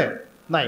কিন্তু আমাদের আর্মি অফিসার ভাইদেরকে যদি আমরা দাওয়াত দিয়ে তাওহীদ বুঝাতে পারি, রিসালাত বুঝাতে পারি, আখিরাত চেনাতে পারি, আল্লাহ পাকের শরিয়া আইন, ইসলামী রাষ্ট্রের গুরুত্ব, এই তাগুত, এই কুফর, শিরক, নেফাক, এগুলো স্পষ্ট করতে পারি, জিহাদ তো তারাই করবে ইনশাআল্লাহ। তাই না? প্রশিক্ষণ তাদের আছে, তাদের ওই যোগ্যতা আছে, তাদের সেই ম্যাচুরিটি আছে, তাদের বিচক্ষণতা আছে, দেখবেন তারাই আমার হচ্ছে ভালো যুদ্ধ করতে পারবে। তাহলে যদি আমরা আজ হোক আর কাল হোক, আল্লাহ জানেন ভালো, আমরা জানি না, যদি কোনো কুফার শক্তির সাথে আমাদের কখনো কনফ্লিক্ট হয়, তাহলে সামনে কারা থাকবে? তাদেরকেই তো রাখতে হবে। এই জন্য দাওয়াত তাদেরকেও দিতে হবে অবশ্যই। এই দাওয়াতটা আমাদের একটু ঘাটতি হয়ে গেছে বলে আমি মনে করি। অনেক ওলামায়ে কেরাম একমত হন যে আসলে সব মহলে দাওয়াতটা এইভাবে প্রচার হচ্ছে না। আমরা চিন্তাটা তো এমন থাকা উচিত যে গুম হয়ে গেলেও আমি ওই সেলে বসেও দাওয়াতি কাজ করব, জেলখানায় চলে গেলে ওখানেও আমি দাওয়াতি কাজ করব। এটাও সুন্নাত, এটাও তো সুন্নাত। মানে এভাবে দাওয়াতি কাজ করলে অনেক ফলাফল হয়, ফলাফল আসে।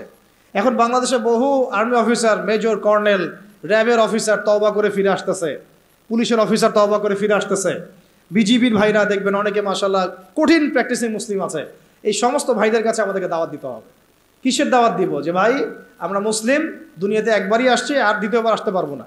যতদিন বাঁচতেছি আল্লাহর বিধান মেনে বাঁচবো, আল্লাহর বিধান দ্বারা সমাজ এবং রাষ্ট্র গড়ার চেষ্টা করবো ইনশাআল্লাহ। এবং এটার পথ পদ্ধতি আমাদের সামনে স্পষ্ট আছে। আমাদের কাছে পশ্চিমা মতবাদ থেকে পথ পদ্ধতি নেওয়া লাগবে না। আমাদের কাছে পথ পদ্ধতি একদম স্পষ্ট, রূপরেখা আমাদের কি স্পষ্ট আছে। আমাদের গোপন কোনো এজেন্ডা নাই, আমাদের এজেন্ডা একদম স্পষ্ট।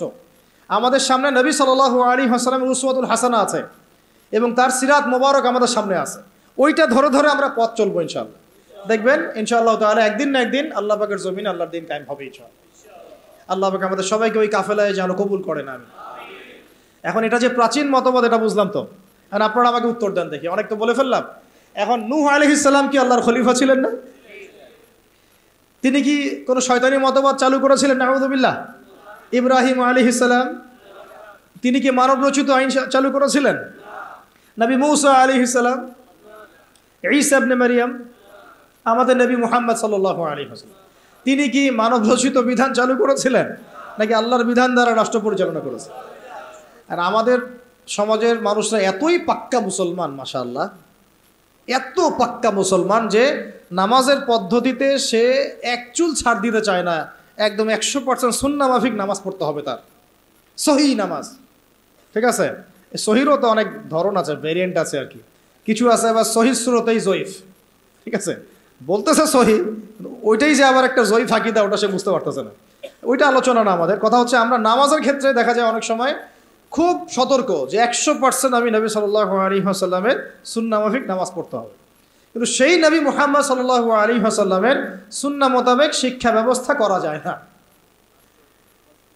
তারপরে সংস্কৃতি সাজানো যায় না। ওই নবীর সুন্নাহ অনুযায়ী অর্থনীতি সাজানো যায় না। ওই নবীর সুন্নাহ অনুযায়ী রাষ্ট্র সাজানো যায় না, রাজনীতিও করা যায় না। তো এই যে একটা জাহালাত, দেখেন কত মুসলিম, কত পাক্কা মুসলমান আমরা। আমাদের চেয়ে বড় মুসলমান কি আছে নাকি পৃথিবীতে কোথাও? হ্যাঁ বলেন। যারা ব্যক্তি জীবনে একদম চুল ছেঁড়া সুন্নতের অনুসরণ করতে চায়, নামাজে, রোজায়, হজে, জাকাতে, এমনকি যারা তাগুত, যারা কুফফারদের দাসত্ব করে, যারা ভারতের দালালি করেছে, যারা পশ্চিমাদের দাসত্ব করেছে, এরাও যদি উমরা করতে যায় আমাদের কাছেই মাসালা জিজ্ঞাসা করবে, এই মাসালাটা কি এইভাবে, ওইটা কি এইভাবে, এটা কি এমন করে, সেটা কি এমন করে। ওইখানে সে কোনো ছাড় দিতে রাজি না। বিষয়টা তাই না?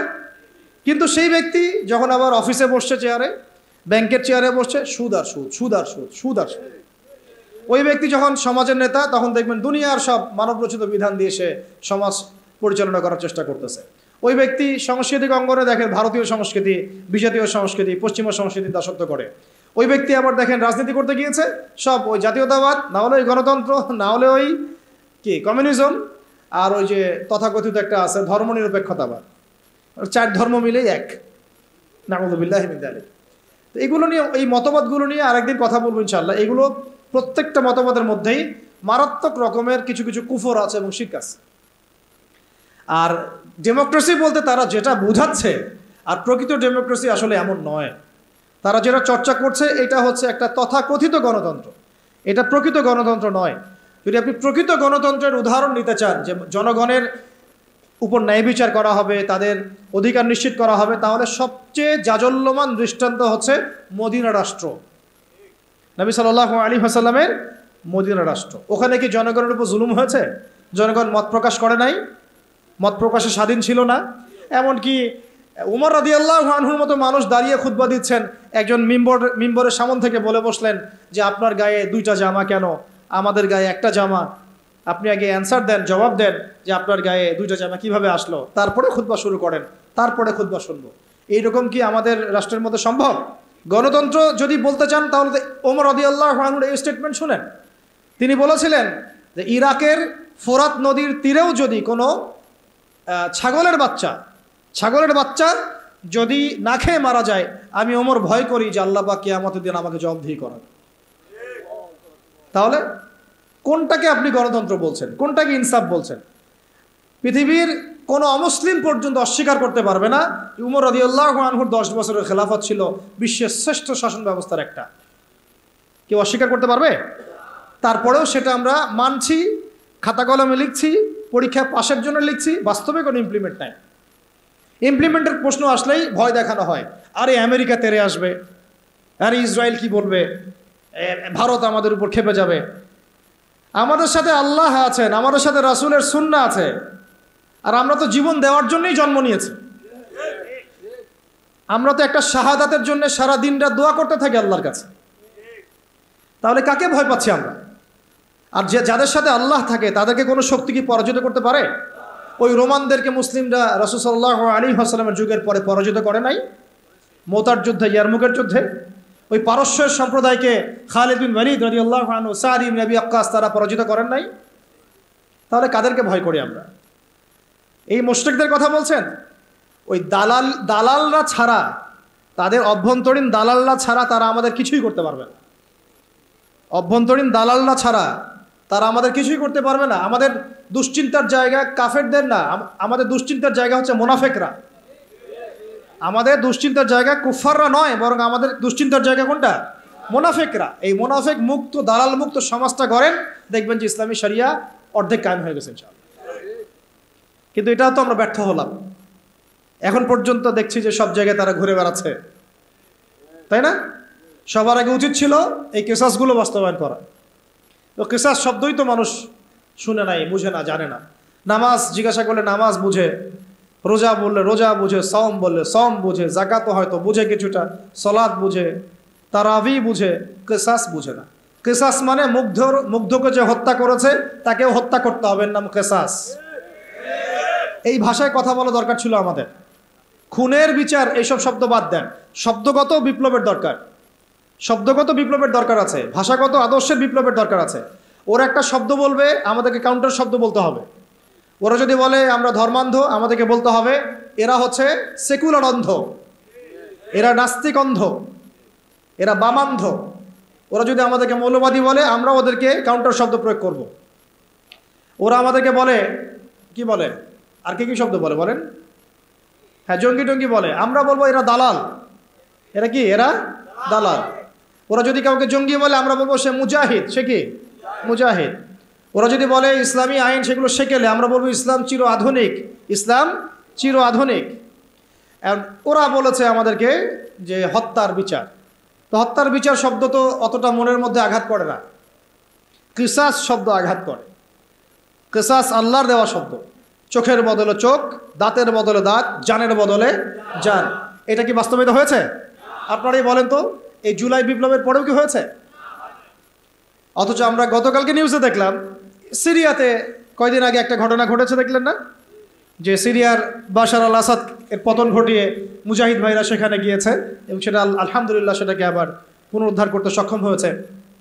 এই 24 দিনের মধ্যে তারা ওদের 36টা বড় বড় যারা জালেম ছিল ওদের বিচার করা শেষ ওদের। আর আমার দেশে কত বছর লাগতে পারে এগুলো করতে? এই যে জিনিসগুলো কেন হচ্ছে না, কেন হবে না? কারণ আমরা ইসলামী শরিয়া বা ইসলামী আইনটাকে বাস্তবায়ন করতে পারি নাই। ইসলামী শরিয়া আইন থাকলে এটা ইনস্ট্যান্ট ব্যাপার ছিল, ইনস্ট্যান্ট, দেন অ্যান্ড দেন কেসাস। খুন করেছো, ধরে নিয়ে আসা হবে, তার পরিবারকে আনা হবে, আর হত্যাকারীকে আনা হবে, পরিবারকে জিজ্ঞাসা করা হবে তোমার ওই সন্তানকে অমুক হত্যা করেছে, সাক্ষী আছে, প্রমাণ আছে, সব আমাদের কাছে দলিল প্রমাণ মওজুদ। তুমি কি তাকে মাফ করতে চাও?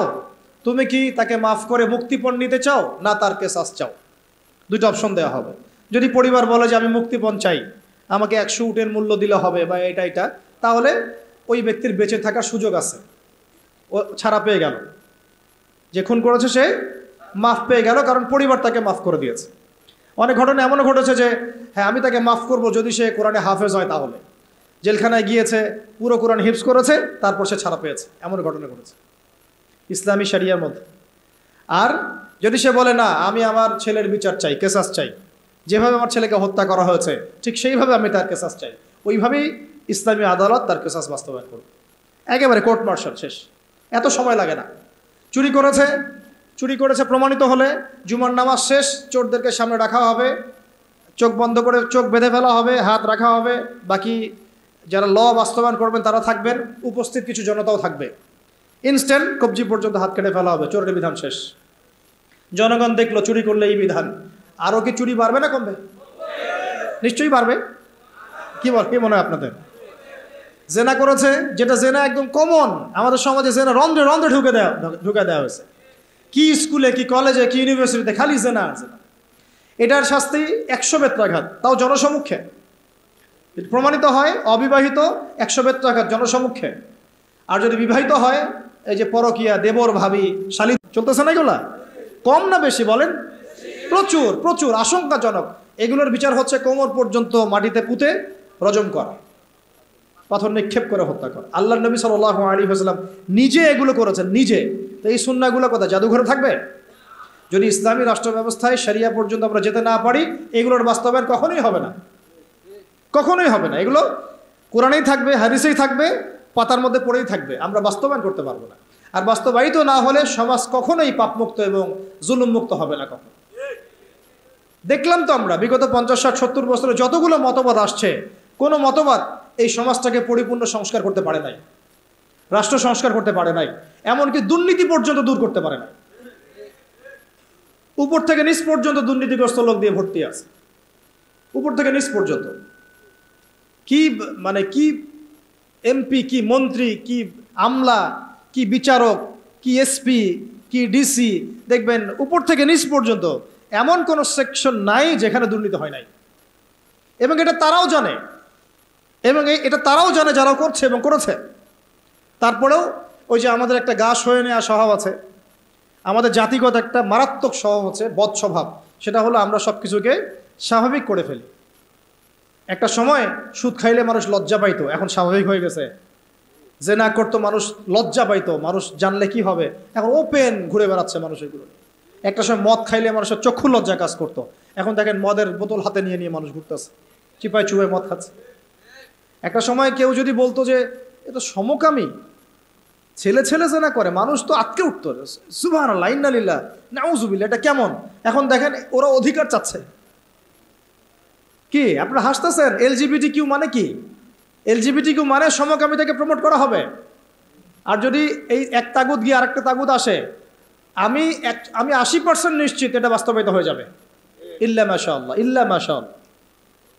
যদি একটা তাগুতের বদলে একটা তাগুত আবার আসে, দেখবেন যে এটা খুব সহজেই সমাজে বাস্তবায়িত হয়ে গেছে। LGBTQ, ট্রান্সজেন্ডার দেখবেন সমাজে অ্যাভেলেবেল। আপনি পাত্রী খুঁজতে যাবেন আপনার ইয়ার জন্যে, বাচ্চার জন্যে, সন্তানের জন্যে, আগে চেক করতে হবে আসলে ছেলে না মেয়ে, না মেয়ে থেকে ছেলে হয়েছে, না ছেলে থেকে মেয়ে হয়েছে। এই যুগ আসতেছে সামনে, একটা একটা একটা করে দেখেন সব সয়ে নিয়েছি না আমরা। এইভাবে আমরা কিন্তু তাগুতের বিধানগুলো সয়ে নিছি। একটা জাগরণ দরকার আমাদের মধ্যে, এবং এই জাগরণটা আমি আশা করি, স্বপ্ন দেখি যে সাদা দাড়িওয়ালাদেরকে দিয়ে না হলেও কালো দাড়িওয়ালাদেরকে দিয়ে হবে ইনশাআল্লাহ। পারা যাবেন ইনশাআল্লাহ? অনেক পড়াশোনা করতে হবে, অনেক পড়াশোনা করতে হবে, সবর করতে হবে, ধৈর্য ধরতে হবে, দাওয়াতের মেহনত করতে হবে, উলামায়ে কেরামের সোহবতে থাকতে হবে, তাদের কাছে দোয়া নিতে হবে। একদম একটা দুটা কাজ না ভাই, বহু কাজ একসাথে যখন হবে ওই পর্যায়ে যাবো ইনশাআল্লাহ। এখন আপনারা বলতে পারেন যে আমরা কেন ভাইদের মতো এইভাবে মাঠে নামি না, বা এইভাবে কেন আমরা ওইখানে গিয়ে রাষ্ট্র ক্ষমতার দিকে মানে সহিংস কোনো পদ্ধতি বেছে কেন নেই না? কারণ নবী সাল্লাল্লাহু আলাইহি ওয়াসাল্লাম আমাদেরকে এইভাবে শিক্ষা দেন নাই। আমাদেরকে প্রথমে শিক্ষা দেওয়া হয়েছে আমরা জনমত গঠন করব। কি করব? জনমত গঠন করব। সবার আগে আমরা জনগণকে বুঝাবো, তাওহীদ চিনাবো, শিরক চিনাবো, কুফর চেনাবো, তারপরে তাগুত চিনাবো, সুন্নাহ চেনাবো, নামাজি বানাবো, দাওয়াতের মেহনত চলবে, আমর বিল মারুফ চলবে, একই সাথে নাহি আনিল মুনকারও চলবে। ইসলামী রাষ্ট্র ব্যবস্থার গুরুত্ব, ফজিলত, না থাকার ক্ষতি সবার সামনে উপস্থাপন করতে হবে। একটা জামায়াত তৈরি করতে হবে, আমাদের একজন ইমাম লাগবে, আমির লাগবে। এগুলো যখন একত্রিত হবে ইনশাআল্লাহ দেখবেন বাকি কাজ হয়ে গেছে। একটা ঘটনা একটা প্রেক্ষাপটে জন্ম দেয়। কোঠা আন্দোলনের একটা ঘটনা ছিল, একটা ঘটনা, সেটা আজকে দেখেন সার্জিসদেরকে নিয়ে আসছে এই জায়গায়, নিয়ে আসে নাই? একটা ঘটনা একটা নেতৃত্বের জন্ম দেয়, একটা রেভলিউশনের জন্ম দেয়। শাপলা চত্বর ছিল একটা ঘটনা যেটা পারত বাংলাদেশের রাষ্ট্র ক্ষমতা ইসলামকে নিতে, কিন্তু কেন জানি আমরা পারি নাই। হয়তোবা আল্লাহ পাক আরও ভালো কোনো পদ্ধতি আমাদের জন্য রেখেছেন হয়তোবা। তবে কোনো কোনো ঘটনা আমাদের সামনে আল্লাহ পাক ঘটান যেগুলোর মধ্য দিয়ে একটা রেভলিউশন হয়ে যেতে পারে। যদি এই ভাইদেরকে নির্মমভাবে তারা এভাবে গুলি না করতো, তাহলে তারাও কিন্তু এভাবে সহিংস হতো না, আজকে এরাও কিন্তু দেশ থেকে পালাতো না। তাই না বিষয়টা? আমরা কি কেউ কল্পনাও করেছিলাম যে এভাবে 2 মাসের মধ্যে এমনটা হতে পারে? কখনো কল্পনা করা হয় নাই। বরং মানুষ তো বলছিল যে এরা কখনো যাবে, এমন তো মনেই হচ্ছে না। তাই না বিষয়টা? 1 মাসের মধ্যে আল্লাহ পাক করে দেখালেন। তাই ইনশাআল্লাহ সামনেও যদি এমন কোনো ঘটনা ঘটে, যেই ঘটনা ইসলামপন্থীদের একটা ঐক্যের জন্ম দেয়, একটা লিডারশিপ নিয়ে আসে, একটা জামায়া নিয়ে আসে, একটা ইমারা নিয়ে আসে, আমরা তখন আপনাদেরকে আমাদের পাশে চাই। আর যদি আপনাদেরকে আমরা পাশে না পাই, তাহলে আমরা বুঝবো আপনারা শুধু ওয়াজ শুনেন, এক কান দিয়ে ঢোকান আর এক কান দিয়ে বের করে দেন।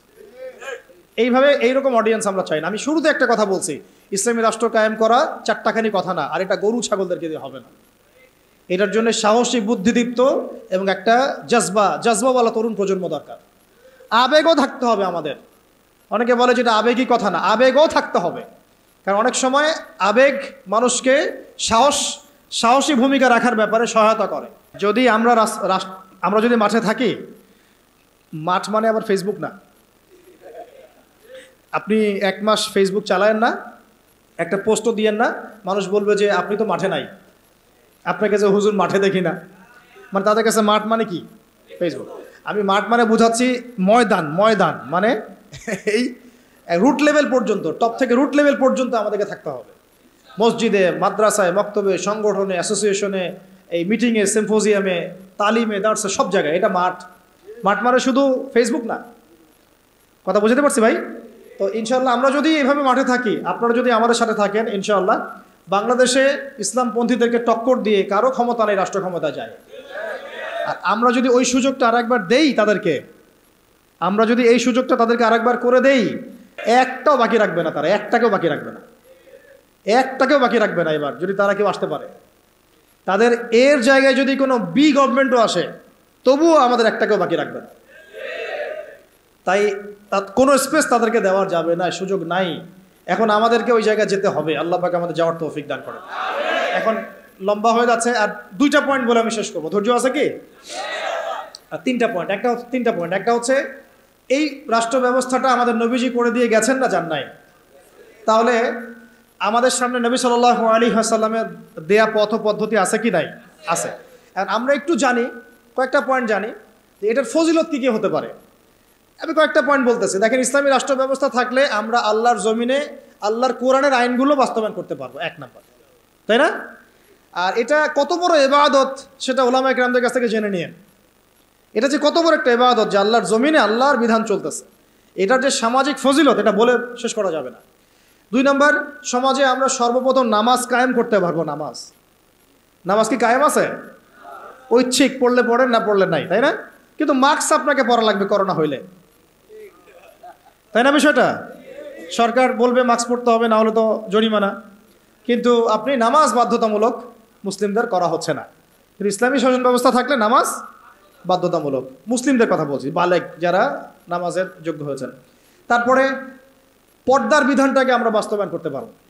সমাজে ফিতনা কমে যাবে, জেনা কমে যাবে, ব্যভিচার কমে যাবে, যত রকম এই যে স্টার জলসা, জি বাংলা, পর্নোগ্রাফি, হাবিজাবি যা আছে, এইগুলোকে আমরা বন্ধ করে ফেলতে পারবো কি না? তারপরে জাকাত ভিত্তিক অর্থ ব্যবস্থা আমরা চালু করতে পারবো। জাকাত বাধ্যতামূলক রাষ্ট্রের পক্ষ থেকে আদায় করা হবে, সমাজের দরিদ্র মানুষদের কোনো কষ্ট থাকবে না। তারপরে আমরা আরও অনেক কিছু, যেমন আমরা উলামায়ে কেরামদের একটা সিকিউরড লাইফ নিশ্চিত করতে পারবো। যেমন প্রত্যেকটা মসজিদ, প্রত্যেকটা মাদ্রাসা, এগুলোকে রাষ্ট্রীয়করণ এবং এগুলোকে ভাতার ব্যবস্থা করা। তারা যদি পুলিশদেরকে দিতে পারে, র্যাবকে দিতে পারে, ডিজিএফআইকে দিতে পারে, আর্মিদেরকে দিতে পারে, উলামায়ে কেরাম বাদ যাবে কেন? উলামায়ে কেরামদের জন্য কেন কোয়ার্টার থাকবে না? কেন সরকারি গাড়ি থাকবে না? কেন বেতন ভাতা থাকবে না? কেন থাকবে না? থাকা উচিত ছিল কি না? বরং তারাই তো আমাদেরকে পথ দেখাচ্ছেন, আলোর পথ। তো এই যে বৈষম্য না, এগুলো বৈষম্য। তারপরে আরও দেখেন, প্রাইমারি স্কুলে আমি আমার বাচ্চাকে কোরআন শিক্ষা বাধ্যতামূলক করতে পারবো না? এখন কি বাধ্যতামূলক আছে? এটা নিয়ে তো আমার অনেক লেকচার শুনেছেন। অনার্স মাস্টার্স পাসও যদি আপনি কোনো স্টুডেন্টকে ধরেন, 100 জনের মধ্যে দেখা যায় 10 জনও ঠিকমতো কোরআন তেলাওয়াত করতে পারে না। আমরা বলছি এটা ইসলামিক রাষ্ট্র, আমার ইসলামিক রাষ্ট্রের মুসলিমরা কোরআন তেলাওয়াত করতে পারে না, এটা কেমন হলো? তাহলে কোরআনের শিক্ষাটা আমরা বাধ্যতামূলক করতে পারতাম। তারপর শুধু তাই না, হাই স্কুল লেভেলে আমরা আমাদের ভাইদেরকে আরবি ভাষা শেখাতে পারতাম, নাহু সরফ শেখাতে পারতাম, এবং তারাও কোরআনের তর্জমা করার যোগ্যতা অর্জন করত। অনার্স লেভেলে গিয়ে, মাস্টার্সে গিয়ে তারা এমন হতো, হাদিসের এবারত পড়তে পারছে, এরাব দিতে পারছে, মাশাআল্লাহ। কেউ হয়তো ইফতা দিয়ে ফেলছে, কেউ হয়তো দাওরা হাদিস দিয়ে ফেলছে। এমনও করা সম্ভব ছিল, এখনও সম্ভব। এটা কি হয়েছে? অথচ আপনি দেখবেন সমাজের 75% মানুষ জেনারেল শিক্ষিত। এই বেশিরভাগ মানুষকে আমি ইসলাম শেখাতে পারছি না, শুধু ইসলামী শিক্ষা ব্যবস্থা না থাকার কারণে। যদি ইসলামী শিক্ষা ব্যবস্থা থাকতো তাহলে এই সমস্যাটা থাকতো না। ঘরে ঘরে তখন হাফেজ থাকতো, ঘরে ঘরে আলেম তৈরি করা যেত। অন্তত পক্ষে ফরজে আইন তো তারা জানতো, নিজের মানে ইমামতি করার যোগ্যতা তো সে অর্জন করতো, নিজের বাবার জানাজা তো পড়তে পারতো। এখন কি সেটা হয়? অথচ তারা কিন্তু মুসলিম, কালিমা পড়া। ইসলামী রাষ্ট্র ব্যবস্থা থাকলে আমরা এই যে সুদ খাচ্ছি, নাউজুবিল্লাহ, মায়ের সাথে যে জেনা করা হচ্ছে, তাই না? এটা তো নতুন হাদিস না, আপনারা তো জানেনই। সুদের সবচেয়ে নিচের শাখাটাই তো হচ্ছে মায়ের সাথে কি করা? জেনা করা। সবচেয়ে উঁচু শাখা কি? আল্লাহ এবং তার রাসূলের সাথে যুদ্ধ করা। তো এখন আমরা তো সবাই তাই করতেছে। যেহেতু ইসলামী রাষ্ট্র ব্যবস্থা নাই, তাই এখানে সুদভিত্তিক ব্যাংকিং সিস্টেম চলছে। ইসলামী রাষ্ট্র ব্যবস্থা থাকলে আমরা এটাকে কমিয়ে ফেলতে পারতাম। আমরা কৃষিভিত্তিক অর্থনীতি, দুর্নীতিকে কমাতে পারতাম, আমরা জাকাত আদায় করতে পারতাম, আমরা সাদাকা ভিত্তিক অর্থনীতি নিতে পারতাম, ডুয়েল কারেন্সি আনতে পারতাম, আরও অনেক কিছু করতে পারতাম। এটা নিয়ে আলাদা আলোচনা, ইকোনমির আলোচনা অনেক গভীর, এটা আপনি এখন করতে পারবেন না। বরং এই জায়গাগুলোতে যত রকম দুর্নীতি, ঘুষ, সুদ সব ভর্তি হয়ে যাবে। ভালো মানুষ সে যে লাভ হচ্ছে না তো, কারণ আমি এখানে নামাজ পড়ছি, এখান থেকে বের হয়ে গিয়েই সুদ খাচ্ছি, এই জন্যই তো দোয়া কবুল হচ্ছে না, ইবাদতে স্বাদ পাচ্ছি না। আল্লাহ পাক আমাদেরকে সুদমুক্ত জীবনযাপন করার তৌফিক দান করুন। ইসলামী রাষ্ট্র ব্যবস্থা থাকলে পরে এই যে কাদিয়ানিরা আবারও খতমে নবুয়তকে চ্যালেঞ্জ করতে পারতো না, তাই না? আপনারা তো জানেন, কেউ যদি নবী সাল্লাল্লাহু আলাইহি ওয়াসাল্লামকে গালি দেয়, তার স্ত্রীর চরিত্র নিয়ে কথা বলে, আছে না এমন কিছু? তার শাস্তি কি? আলেমদের কাছ থেকে জেনে নিয়েন। একদম একদম কতল। ও যদি তওবাও করে তবুও কতল, তওবা করেছে তবুও শিরোচ্ছেদ করতে হবে। এর বাইরে কোনো কি নাই, কোনো দণ্ডই নাই। করতে পারবেন আপনি বাংলাদেশে? এখন পারবেন না, ইসলামী রাষ্ট্র ব্যবস্থা নাই তাই, ইসলামী রাষ্ট্র নাই তাই। বরং যদি আপনি তাদের বিরুদ্ধে কিছু বলেন বা কেউ যদি এগ্রেসিভ হয়ে নিজের হাতে দায়িত্ব তুলে নিয়ে এই কাজটা করে ফেলে, তাহলে তাকে ওই জেলে ঢুকায় রেখে দিবে, যাবজ্জীবন কারাদণ্ড দিয়ে দিবে, ফাঁসি দিয়ে দিবে। অথচ সেই ব্যক্তি একজন বীর পুরুষ, যে নবী সাল্লাল্লাহু আলাইহি ওয়াসাল্লামের শানে কটূক্তিকারীকে হত্যা করেছে, ও আমাদের আগে জান্নাতে যাবে ইনশাআল্লাহ। সে হচ্ছে রসুলের প্রকৃত আশেকের রসুল। এটা আমাদের চোখে সে একজন কি অপরাধী, তাই না? এই হলো সেকুলার রাষ্ট্র এবং অনইসলামিক রাষ্ট্রের, ইসলামী রাষ্ট্র না থাকার কুফর এগুলো। তো যাই হোক, এখন আপনারা জানেন সাতেম, এটাকে বলা হয় সাতেমে রসুল। তো সাতেমে রসুলের শাস্তি যদি এটা হয়, তাহলে যে নবুয়ত দাবি করতেছে ওর কি শাস্তি হয়? আপনারা বলেন তো কোনটা বড় অপরাধ? দেখি বুদ্ধি কত আপনাদের। কেউ একজন নবী সাল্লাল্লাহু আলাইহি ওয়াসাল্লামকে গালি দিচ্ছে, এটা তো মহাপাপ, বিশাল অপরাধ, হত্যাযজ্ঞ। আর একজন গালি দেয় নাই, কিন্তু সে নিজেই নিজেকে নবী দাবি করতেছে নবী সাল্লাল্লাহু আলাইহি ওয়াসাল্লামের পরে। বলেন তো, তাহলে এই যে এদেরকে কয়বার ফাঁসি দেওয়া দরকার ছিল? ওরা আমাদের এখানে ব্যবসা করতেছে, ওই যে বললাম, বাথরুমের বদনা থেকে শুরু কইরা আপনার বাসার বেড পর্যন্ত ওদের কোম্পানির। বিকল্প ফিকিরটা কোথায়? এদেরকে স্পেসটা কে করে দিল? তো নিশ্চয়ই মুসলিম রাষ্ট্রের প্রধান। আর মুসলিম রাষ্ট্রের যারা দায়িত্বশীল ছিল, তাদেরকে রাষ্ট্র ক্ষমতায় উঠিয়েছে কারা? গরু, ছাগল, হাঁস, মুরগি, না আমরাই, নাকি জিনরা উঠাই নিয়ে গেছে ক্ষমতায়? তাহলে এই সমস্ত তাদের কৃতকর্মের সমস্ত পাপের দায়ভারের একটা অংশ আমার কাঁধে আসবে কি না কিয়ামতের মাঠে? বাস দেওয়ার জন্য প্রস্তুতি নেন। তাহলে এখন বাংলাদেশের মানুষের এটা, আমাদের দেশের মানুষের এটা হচ্ছে একটা প্রাপ্য। এই জুলুমগুলো আমাদের প্রাপ্য, কারণ আমরাই জালেমদেরকে উপরে উঠেছি। এটা আমাদের প্রাপ্য, আমরা রিজার্ভ করি এটা। আল্লাহ পাক আমাদের যে কবে মাথা খুলবেন আল্লাহই ভালো জানে। এখনও সময় আছে, চোখ খুলেন, চোখ খুলেন। এই চোখ না, এই যে এই চোখ খুলেন। কোন চোখ খুলেন? দিলের চোখ খুলেন, বোঝার চেষ্টা করেন। আপনি যদি একজনকে উঠাই দেন উপরে, যে ওখানে গিয়ে দুর্নীতি করছে, করাপশন করছে, সমকামিতা চালু করছে, সুদ চালু করতেছে, এই নাস্তিকদেরকে স্পেস দিচ্ছে, হ্যাঁ, কাফেরদের দালালি করতেছে, ওর সমস্ত গুণের একটা দায়ভার আমার কাঁধে আসবে। এটা তো অবশ্যই ফতোয়ার মধ্যে পাওয়া যায়, কারণ আমি তাকে সাপোর্ট করেছি, সমর্থন করেছি। কোনো কোনো সময় তো বহু দাড়ি টুপিওয়ালা তাদের দালালিও করেছে, করে নাই? তাদের পক্ষে কথা বলেছে, স্পেস দিয়েছে। পক্ষে কেন বলতে যাব? কিছু বলার নাই, অন্তত চুপ করে থাকি। মানুষ বুঝে নেবে যে আমি কেন চুপ করে আছি। মানুষ তো বুঝে কেন চুপ করে আছে, মানুষ বুঝবে। যাই হোক ভাই, ইসলামী রাষ্ট্র ব্যবস্থা থাকলে এরকম অনেক সুফল আছে। সালাত কায়েম করা যাবে, যাকাত কায়েম করা যাবে, হজ সহজ করা যাবে, সিন্ডিকেট কমায় ফেলা যাবে, রাষ্ট্র থেকে হজ করানো যায়। কিন্তু খলিফা মামুনুর রশিদের নাম শুনেছেন কিনা, এবং হারুনুর রশিদ তার নাম শুনেছেন কিনা? এরকম অনেক আব্বাসীয় খলিফা ছিলেন যারা প্রতি বছর রাষ্ট্র ব্যবস্থার মধ্য দিয়ে এরকম হাজার হাজার মানুষের ফ্রিতে হজ করাতেন এবং হজের খরচ নিজে বহন করতেন, রাষ্ট্র দিয়ে বহন করাতেন। তারপরে এই যে বললাম, মসজিদ মাদ্রাসাগুলো উন্নয়ন করা সম্ভব, শিক্ষাক্ষেত্রে ইসলাম নিয়ে আসা সম্ভব, ব্যাংকিং সেক্টরে ইসলাম নিয়ে আসা সম্ভব, সমাজ ব্যবস্থায় ইসলাম বিরোধী সমস্ত মতবাদকে সরিয়ে ফেলা সম্ভব, ইসলাম বিদ্বেষী অপতৎপরতাগুলোকে কমিয়ে ফেলা সম্ভব, এবং সবচেয়ে বড় কথা, রাজনৈতিক অঙ্গনে গিয়ে আল্লাহ পাকের জমিনে আল্লাহর সংবিধান বাস্তবায়ন করা সম্ভব। এটা সবচেয়ে বড় কাজ। শুধু তাই নয়, যদি এরকম ইসলামী রাষ্ট্র কায়েম হয়, তখন ওই রাষ্ট্রের দিকে যদি কেউ চোখ দেয়, তখন ওই চোখ উপড়ে ফেলার জন্য জিহাদও করার সুযোগ থাকে। কারণ জিহাদ তো করেছেন নবী সাল্লাল্লাহু আলাইহি ওয়াসাল্লাম মদিনা রাষ্ট্র কায়েম করার পরে, তাই না? মদিনা রাষ্ট্র কায়েম করার পরে কিন্তু সশস্ত্র যুদ্ধ হয়েছে, এটা মনে রাখবেন।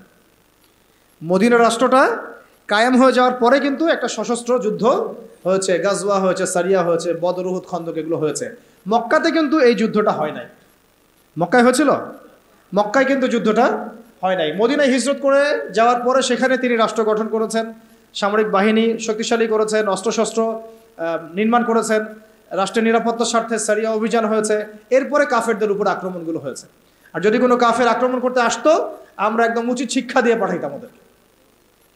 এমন হতো না যে বর্ডারে একজন মানুষকে গুলি করে মারলো আর আমরা লাশ নিয়ে ভদ্রভাবে চলে আসলাম। এমন কাপুরুষ কখনো ইসলামিক রাষ্ট্র ছিল না, বরং একটা লাশ ফেললে আমরা 10টা ফেলে দিতাম। এরকম ছিল আমাদের জজবা, আমাদের অবস্থা। আল্লাহ পাক আমাদেরকে বোঝার তৌফিক দান করে নেন। তো ইসলামী রাষ্ট্র ব্যবস্থা থাকলে তখন রাষ্ট্রীয় আমির রাষ্ট্রীয় সেনাবাহিনী দিয়ে, আওয়ামদেরকে দিয়ে প্রয়োজনে সশস্ত্র যুদ্ধের অবস্থায়ও ভূমিকা রাখতে পারবে ইনশাআল্লাহ। তো এগুলা ইসলামী রাষ্ট্রের বহু ফজিলত, যেটা এক বৈঠকে আলোচনা করে শেষ করা যায় না। ইনশাআল্লাহ আরেক সামনের মাসে যদি আসি আবার কথা হবে ইনশাআল্লাহ। একদিন 2 দিন আলোচনা করে এগুলো বোঝানো যায় না। মাসিকভাবে চালু রাখতে হবে, মসজিদ ভিত্তিক, এবং পরিবেশ বজায় রাখতে হবে। এই যে এখন সুন্দর মতো বসে আছেন, কত সুন্দর মতো আলোচনাটা করা গেল। এই আলোচনাটা আমি কোনো মাহফিলে করতে পারতাম না। এই আলোচনাটা আমি কোনো মাহফিলে এখন পর্যন্ত এইভাবে করতে পারিও নাই, এই এখন যেটা পারলাম। এই জন্য বলি, মসজিদ ভিত্তিক এইরকম তালিমি বৈঠকগুলো, হালাকাগুলো বাড়ান ইনশাআল্লাহ, দিন কায়েম হয়ে যাবে ইনশাআল্লাহ। আর এখন একটা পয়েন্ট হচ্ছে, যদি না থাকে ইসলামী রাষ্ট্র, তাহলে ক্ষতিগুলো কি হয়? প্রথম ক্ষতি হচ্ছে নামাজ কায়েম হবে না, ব্যক্তি জীবনে কায়েম হতে পারে, রাষ্ট্রীয়ভাবে কায়েম হবে না। যাকাত বাধ্যতামূলক তোলার কোনো সুযোগই নেই, বরং যাকাতের কথা বাধ্যতামূলক বললেও আপনাকে ধরে নিয়ে যাচ্ছে অনেক সময়, তাই না? যাকাত বাধ্যতামূলক, এটা জানে কয়জন? অনেকেই জানে না। অনেকে মনে করে যাকাত না দিলেও মনে হয় আমি মুসলিম আছি। মান ফাররাকা বাইনা সলাতি ওয়া যাকাত ফাকাদ কাফারা, যে একটা স্পষ্ট উক্তি আছে, হাদিস থেকে পাওয়া যায়, উসুল থেকে পাওয়া যায়। কেউ যদি সলাত এবং যাকাতের মাঝে পার্থক্য করে, এটা যে কুফরি। এটা কি কুফরি? তো যাকাত দিচ্ছে না, দীর্ঘদিন বছরের পর বছর যাকাত দিচ্ছে না, কোনো ফিকিরই নাই। তো ইসলামী রাষ্ট্র নাই, তাই এটা আদায় করা যাচ্ছে না। কিন্তু ওমর রাদিয়াল্লাহু আনহুর সময় যাকাত কালেকশন করার জন্য আলাদা একটা ইউনিট থাকতো, স্বতন্ত্র একটা ইউনিট থাকতো না, ডিপার্টমেন্ট থাকতো। তারা যাকাত কালেকশন করে নিয়ে আসতেন এবং রাষ্ট্রীয় কোষাগারে জমা দিতেন। রাষ্ট্রীয় কোষাগার সমৃদ্ধ হতো, এখান থেকে যাকাতে 8টা খাতে বন্টন করা হতো, ডিস্ট্রিবিউট করা হতো। একটা গরিব মানুষ খুঁজে পাওয়া যেত না। এগুলো তাত্ত্বিক কথাবার্তা নয়, দুনিয়া দেখেছে এগুলা প্র্যাকটিক্যাল। এটা বিশ্ববাসী দেখেছে প্র্যাকটিক্যাল এগুলো। এমনকি অমুসলিম যদি কেউ ক্ষতিগ্রস্ত হতো, তাকেও যাকাতের অর্থ থেকে সহায়তা করা হয়েছে, দিনের দিকে তার কলবকে ফেরানোর জন্য এটাও করা হয়েছে। তো আর অনেকে একটা প্রশ্ন করে যে ইসলামী রাষ্ট্র ব্যবস্থা আসলে কি তাহলে অমুসলিমদের অধিকার নিশ্চিত হবে না? বরং সবচেয়ে বেশি হবে। এই তথাকথিত গণতান্ত্রিক রাষ্ট্রে, তথাকথিত সেকুলার রাষ্ট্রে এই অমুসলিমদের উপর যা জুলুম হয়েছে বা হয়, এগুলোর তো অস্তিত্ব থাকবেই না, বরং অমুসলিমরা আমাদের কাছে তখন জিম্মেদারির মধ্যে থাকবে। কেউ তাদের যদি জানমালের ক্ষতি করতে চায়, তখন আমরা তাদের পক্ষ নিয়ে লড়বো ইনশাআল্লাহ। এইটা এখন কিছু কিছু অমুসলিম এই একটা মিথ্যা প্রপাগান্ডা ছড়িয়েছে, তাদের মধ্যে ইসকন কিন্তু আছে একটা। এরা মিথ্যা প্রপাগান্ডা ছড়ায় এভাবে, তারা মনে করায়, মানুষকে বুঝায় যে এটা ইসলামী রাষ্ট্র কায়েম হলে আমরা সংখ্যালঘুরা নির্যাতিত হব, আমাদেরকে মারতে আসবে, আমাদের মন্দির ভেঙে দিবে, আমাদের মূর্তি ভেঙে দিবে। কোশ্চিনকালে এমনটা হবে না। এটা একটা ভুল মেসেজ তারা জনগণকে দেয় বা বিশ্ববাসীকে দেওয়ার চেষ্টা করে। এরা প্রতারণা করছে আমাদের সাথে। বরং তাদের হাতে যদি ক্ষমতা যায়, তারাই সেই প্রাচীন ঐতিহ্যবাহী বাবরি মসজিদ ভেঙে ফেলেছে। বিগত 5 বছরে তারা এরকম প্রায় 20-30টা মসজিদ ভেঙে ফেলেছে, ঐতিহ্যবাহী, যেগুলো একদম 500 বছর, 600 বছর, 800 বছর পুরাতন। আমরা কি বাংলাদেশে কোনো মন্দির ভাঙছি? আর যেখানে যেখানে মসজিদ ভাঙা হচ্ছে, ওইখানে গিয়ে সাম্প্রদায়িক সম্প্রীতির বলি ওরাও তোমরা। আমাদের দেশে এরকম কোনো ঘটনা ঘটে নাই বা পরিস্থিতি নাই যেখানে এসে বলতে হবে সংখ্যালঘু নির্যাতিত হচ্ছে। এইগুলো ধোঁকাবাজি করে। কিছু কিছু এরকম দুষ্ট অমুসলিম আছে যারা চায় না ইসলামী রাষ্ট্র ব্যবস্থা বা খেলাফা ব্যবস্থা আসুক, কিন্তু অথচ ইসলামী রাষ্ট্র ব্যবস্থা থাকলে অমুসলিমদের অধিকার সবচেয়ে আগে আমরা নিশ্চিত করবো ইনশাআল্লাহ। কারণ তারা আমাদের এখানে জিম্মেদারির মধ্যে থাকবে। জিম্মেদারি কথাটা বললাম এই কারণে, জিম্মি শব্দ তারা বুঝে না। যদি আমরা বলতাম যে অমুসলিমরা আমাদের কাছে জিম্মি হিসেবে থাকবে, তারা মনে করতো যে জিম্মি মানে বন্দি। জিম্মি মানে কি? বন্দি। এই যে আরবির অবস্থা। অথচ জিম্মি মানে হচ্ছে আমার জিম্মাদারির মধ্যে সে আছে, সে আমার দায়িত্বে আছে, আমার হেফাজতে আছে, আমার গার্ডিয়ানশিপে আছে। তার গায়ে যদি আঘাত করে আমি সে হাত ভেঙে ফেলবো। এটা হলো জিম্মাদারি, জিম্মির ব্যাখ্যা। তারা এভাবে ভুল মেসেজ দেয়। আল্লাহ পাক আমাদেরকে সত্য চেনার বোঝার তৌফিক দান করেন। তো না থাকলে অসুবিধাগুলো হচ্ছে যে আমরা সালাত প্রতিষ্ঠা করতে পারছি না, যাকাত কায়েম করতে পারছি না, আমরা দেখা যাচ্ছে আমর বিল মারুফের কাজ করতে পারছি, শিক্ষাক্ষেত্রে হয়তো কিছু মেহনত করতে পারছি, কিন্তু নাহি আনিল মুনকারের কাজ করতে গেলে আমাদেরকে বাধা পেতে হচ্ছে। আমাদের মধ্যে তারা আবার অনেক বাতিল আকীদা ছড়াই দিচ্ছে, আমাদের মধ্যে বিভক্তি বাড়ায় দিচ্ছে, আমাদের মধ্যে ঐক্য নষ্ট করছে, আমাদেরকে নিয়ে রাজনীতি করছে। এগুলো করছে না? কোনো কোনো ক্ষেত্রে আমাদের ওলামায়ে কেরাম থেকে গুমের শিকার হতে হচ্ছে, জুলুমের শিকার হতে হচ্ছে, জেল হচ্ছে, ফাঁসি হচ্ছে, মামলা মোকদ্দমা হচ্ছে। এরকম বহু ঘটনা ঘটছে শুধুমাত্র ইসলামী রাষ্ট্র ব্যবস্থা না থাকার কারণে। আরও বড় কথা হচ্ছে সুদ দূর করা যাচ্ছে না, ঘুষ দূর করা যাচ্ছে না, দুর্নীতি দূর করা যাচ্ছে না, করাপশন বন্ধ করা যাচ্ছে না। তারপরে এই যে জি হ্যাঁ, আরও তো অনেক প্রবলেম হচ্ছে। জিনা বন্ধ করা যাচ্ছে না, হুদুদগুলো কায়েম করা যাচ্ছে না, ব্যভিচার বন্ধ করা যাচ্ছে না, পর্নোগ্রাফি বন্ধ করা যাচ্ছে না। সমাজের যত মানে জাহালাতের শেকড় আছে, এগুলোকে শেকড় থেকে উপড়ায় ফেলা যাচ্ছে না, শুধু ডালপালা কাটা যাচ্ছে। এই ডালটা কাটা যাচ্ছে, হয়তো এটা কাটা যাচ্ছে, কিন্তু শেকড় থেকেই যাচ্ছে। তো আমরা কি শেকড়টা উপড়ে ফেলা বুদ্ধিমানের কাজ, নাকি ডালপালা ছাটার বুদ্ধিমানের কাজ? শেকড় উপড়ে ফেলতে হলে আমাদেরকে ওই রাষ্ট্র ব্যবস্থা দিকে যেতে হবে, তাহলে ইনশাল্লাহ আমরা গোড়ার থেকে সংস্কার করতে পারবো ইনশাল্লাহ। আর শেষ পয়েন্টটা হচ্ছে আমরা এটা করব কিভাবে। সিরাতের আদলে আমি একবার বলেছি, তো করার জন্য আমাদের আসলে ব্যক্তিগত পর্যায় থেকে শুরু করে সবার কিছু কাজ আছে। সেই কাজগুলো কি কি, এই কাজগুলো একটু মুখস্থ করেন। 1 নম্বর হচ্ছে যে আমাদের সবাইকে প্রথমত দিনের শরঈ ইলম অর্জন করতে হবে। দিনের ইলম অর্জন করতে হবে। ইলম ছাড়া আমরা আসলে কিছুই করতে পারবো না। এবং ইলমটা আংশিক ইলম অর্জন করলে চলবে না, একটা পরিপূর্ণ ইলম আমাকে অর্জন করার চেষ্টা করতে হবে। এটা একদিনের বিষয় নয়, লেগে থাকতে হবে, সবর করতে হবে, ধৈর্য ধরতে হবে, আদব বজায় রাখতে হবে, আখলাক ঠিক রাখতে হবে, ওলামায়ে কেরামের সোহবত লাগবে। এই বিষয়গুলো দরকার আছে। তারপরে ইনশাল্লাহ আমরা আলেম না হতে পারলেও তালেবে ইলম হবো ইনশাল্লাহ। সবাইকেই তালেবে ইলম হইতে হবে, 1 নম্বর। 2 নম্বর হচ্ছে শুধুমাত্র তাত্ত্বিক কথাবার্তা নয়, বরং আমলে নিজেকে প্রমাণ করতে হবে। আমলটাতে নিজেকে প্রমাণ করতে হবে। আর আমলের ক্ষেত্রে একবারে বেশি বোঝা চাপে না নিয়ে অল্প অল্প করে আস্তে আস্তে সামনে আগানো। আল্লাহ তৌফিক দান করে নেন। 3 নম্বর হচ্ছে রিজিক হালাল করে ফেলতে হবে। হারাম রিজিকের মানুষদেরকে দিয়ে দিন কায়েম সম্ভব হবে না, ঠিক আছে? 3 নম্বর, যত রকম সুদ ঘুষ আর এই এনজিও টেনজিও যেগুলো আছে, এগুলো থেকে নাম কাটায় ফেলেন, আল্লাহর রাস্তায় নাম কাটায় ফেলেন। 4 নম্বর হচ্ছে যে আমরা সৎ কাজে আদেশ করি, মাশাআল্লাহ, এটা তো আমাদের মধ্যে চালু আছেই, তাবলীগের মেহনত চালু আছে, সব ঠিক আছে। অন্যায় কাজে নিষেধটাকে বাড়াতে হবে, অন্যায় নিষেধটাকে বাড়াতে হবে। সৎ কাজে আদেশের সাথে সাথে অন্যায়ের নিষেধটা বাড়াতে হবে, বরং এটা বেশি জরুরত হয়ে গেছে এখন। অন্যায় প্রতিবাদ না করলে, বাধা না দিলে এরা লাই পেয়ে যাবে। পাশে কনসার্ট হচ্ছে, আমরা যদি এখানে বয়ান করতে থাকি ফায়দা নাই। যদি আপনারা এখান থেকে 10 জন 50 জন গিয়ে ওকে বন্ধ করেন, তখন ফয়দা আছে। আর ওই ফয়দাটা কিন্তু এককেন্দ্রিক ফয়দা না, আপনার ফয়দা ভোগ করছে পুরো এলাকার মানুষ। ওই ধুমধারাক্কা গান বাজাতো পুরো এলাকা কলুষিত হচ্ছে, পুরো এলাকার মানুষকে পাপ করতে হচ্ছে, পুরো এলাকার মানুষের ঘুম নষ্ট হচ্ছে। আর আমি যদি ওদেরকে গিয়ে খালি মিষ্টি মিষ্টি দাওয়াত দেই, দেখা যাবে সে ওটাকে গায়ে লাগাবে না। যদি আমরা ঐক্যবদ্ধভাবে প্রতিবাদ করি, বন্ধ হয়ে যাবে। তাই আমর বিল মারুফের সাথে নাহি আনিল মুনকার থাকতে হবে, প্রত্যেকটা মসজিদ ভিত্তিক, এলাকা ভিত্তিক, এবং ওলামায়ে কেরাম তার নেতৃত্ব দিবেন ইনশাআল্লাহ। মাশওয়ারা করে আগানো, মাশওয়ারা ছাড়া আবার না যাওয়া। তবে এখানে সাহসিকতার পরিচয় দিতে হবে, কারণ যারা পাপ করে, জুলুম করে, ওদের মন এমনি দুর্বল থাকে, একটু ধাক্কা দিলে দেখবেন কাঁপাকাঁপি শুরু করছে, এরকম হয়। আল্লাহ পাক আমাদের বোঝার তৌফিক দান করেন। আরেকটা বিষয় বলতে চাই যে পারিবারিক মূল্যবোধগুলোকে ঠিক করে ফেলা এবং সন্তান সন্ততিদেরকে মুজাহিদ হিসেবে মানুষ করতে শুরু করা। যদি পরিবার দেখা যায় যে অনেক বোঝানোর পরেও বা অনেক চেষ্টা করার পরেও আপনার আইডিওলজির সাথে ম্যাচ করছে না বা কোনোভাবেই পেরে ওঠা যাচ্ছে না, সেক্ষেত্রে আমি বলি প্রয়োজনে আসহাবুল কাহাফ হয়ে যান,